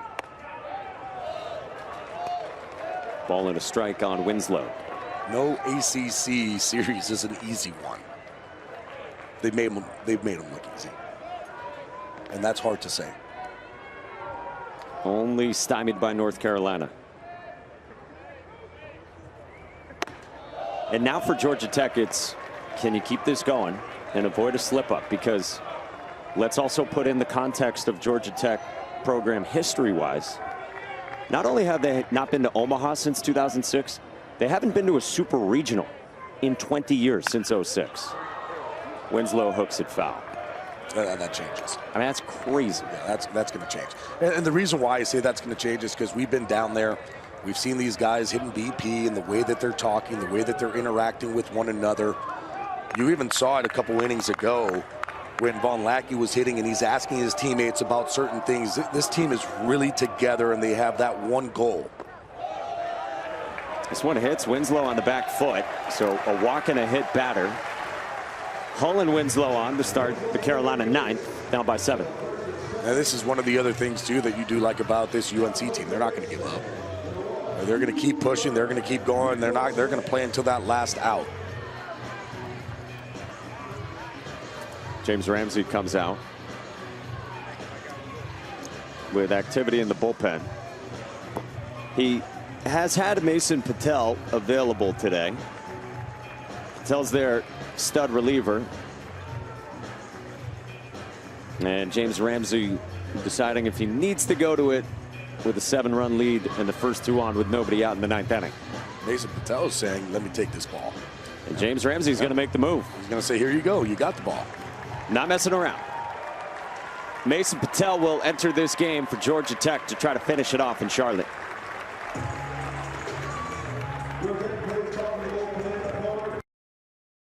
Cooper Underwood departs. Talented freshman gives way to the key arm in the bullpen, a real weapon in Mason Patel. Grad student at 6'1", 208 pounds. All ACC second team last year. Started his career at Georgia State. Now a 6th-year senior. He's their key guy in the bullpen. Bulldog on the mound, goes right after hitters. How about this? He hasn't relinquished a home run all season long. 36 innings of work. It's going to be a fastball. He's going to sink it. He has a changeup, four-seam fastball, top of the zone. Likes to throw a slider, throw every single one of these pitches for a strike. Doesn't walk anybody. Only 11 walks in 36 innings of work. It's not overpowering stuff, but last year he was one of the most valuable pitchers, not just relievers, in the ACC. He gets Cooper Nicholson with 2 on for Carolina and grabs a strike bottom of the zone at 90. And that's what he does. He's able to just move the ball side to side. He can elevate that fastball if he wanted to, just to change eye levels.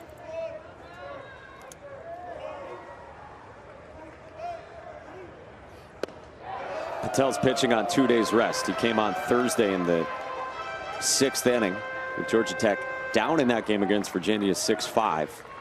Remember, Georgia Tech starter, Friday guy Tate McKee, had left early from that start with a blister. And Patel's going to be up and available every day for the rest of the season. Yeah. Pretty much right now and on. James Ramsey even said after the game on Thursday, he said Mason Patel's at a point in his career where he's not going to accept being read on their chart of pitchers for a single game the rest of the way. That basically means I'm ready, no matter what. 1-2 is down and away. 2 balls and 2 strikes.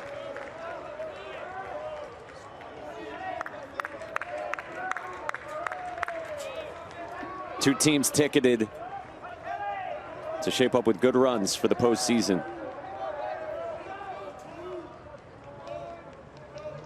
2-2. Up high, no chase. And North Carolina not conceding anything here in the 9th.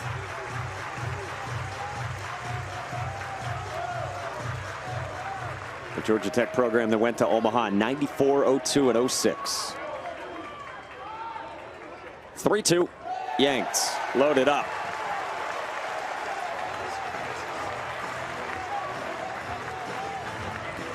So bases loaded, nobody out, and North Carolina hanging around. Here's Tyler Howe playing dinged up with a right hand issue, suffered yesterday on a diving catch. Hard contact and 2 singles. 4 productive ABs today.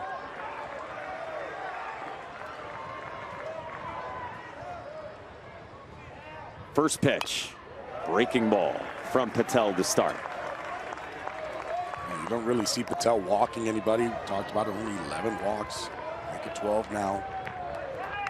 So as a hitter, got to be ready to swing the bat. But you're looking for a certain zone, for a certain pitch, in a certain area. You have to keyhole, especially down by 7. Howe swings through another breaking ball. Back-to-back breaking balls.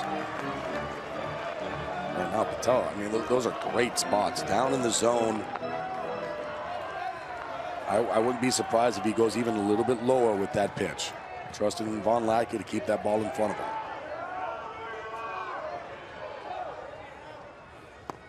Another slider from Patel for out number 1. Well, that's a pitch Mason Patel did not have when he first showed up on the flats a couple years ago. Just a good slider. Threw it 3 times.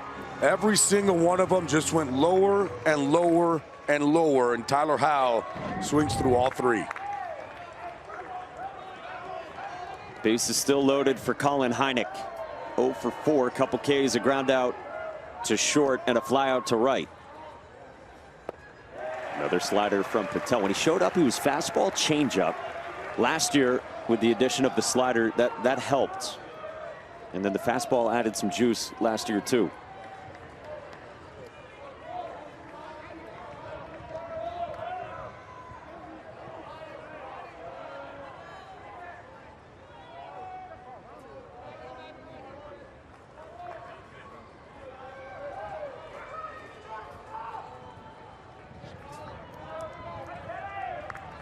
The Jackets 2 outs away from an ACC crown. 0-1. Heineck toward third. Zuckerman fair to the bag for 1, across the diamond for 2. Georgia Tech doubles up in the ACC, the regular season and tournament champions.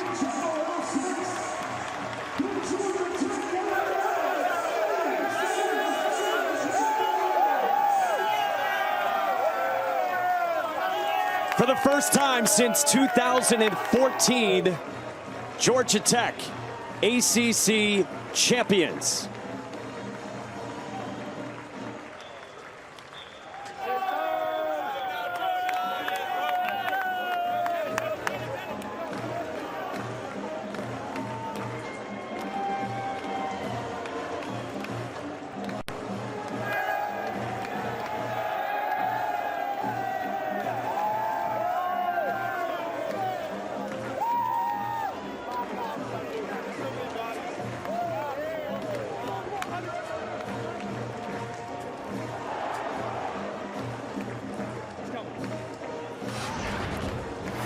And this is how it happened.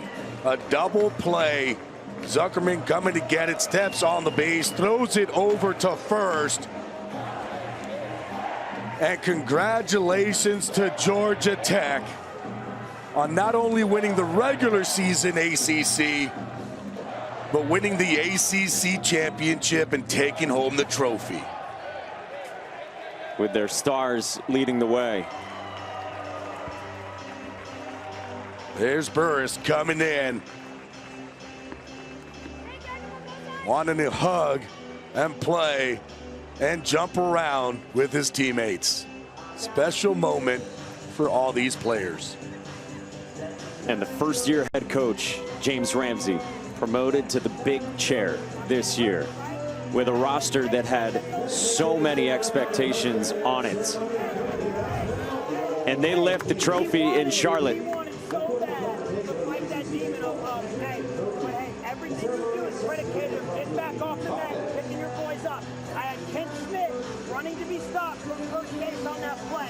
Hey, we'll talk about game notes. We can be better than this, man. But hey, we need to enjoy the hell out of this one, boys. Congratulations. James Ramsey was the centerpiece as a player in Omaha on his Florida State teams, giving them pump-up speeches before games. Now he's leading this super talented Georgia Tech squad, and he said enjoy the heck out of this one.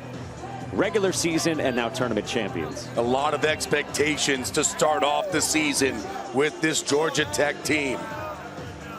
They played great during the regular season champs, carried it over, and now they're holding the trophy here in Charlotte.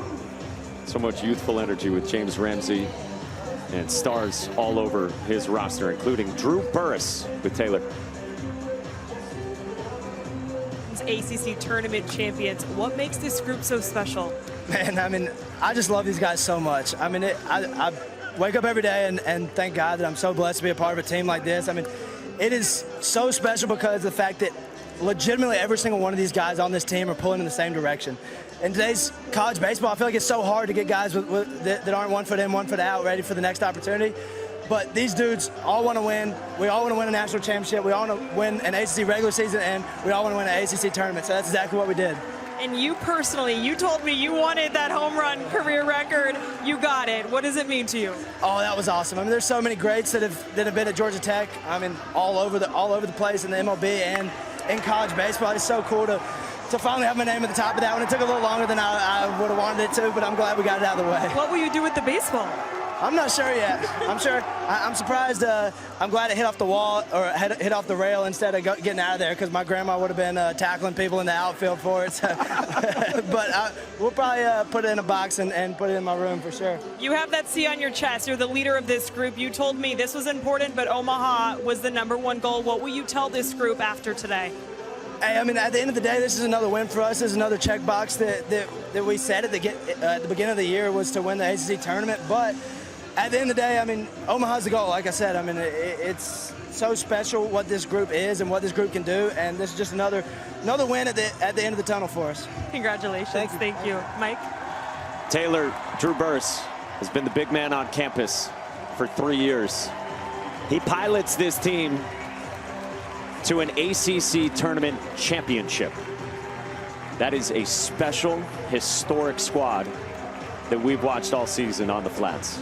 Well, they were the best offensive team in the country. They showed it again here today.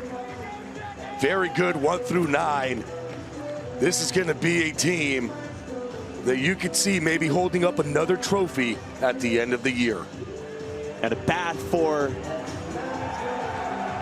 James Ramsey, the high-energy head coach. Told us today I couldn't do this without my family. He said, hey, give a word to my wife, Grace, my kids, Brogan and Reese. There is such a youthful, energetic vibe around this entire program to win the ACC. Gabby, that was a blast, my friend, as always. Always a pleasure. For Gabby Sanchez, Taylor McGregor, and our entire wonderful crew who worked all week, starting Tuesday, long days here in Charlotte. Hats off to the many men and women of our crew, led by Scott Matthews and Johnny Hanna.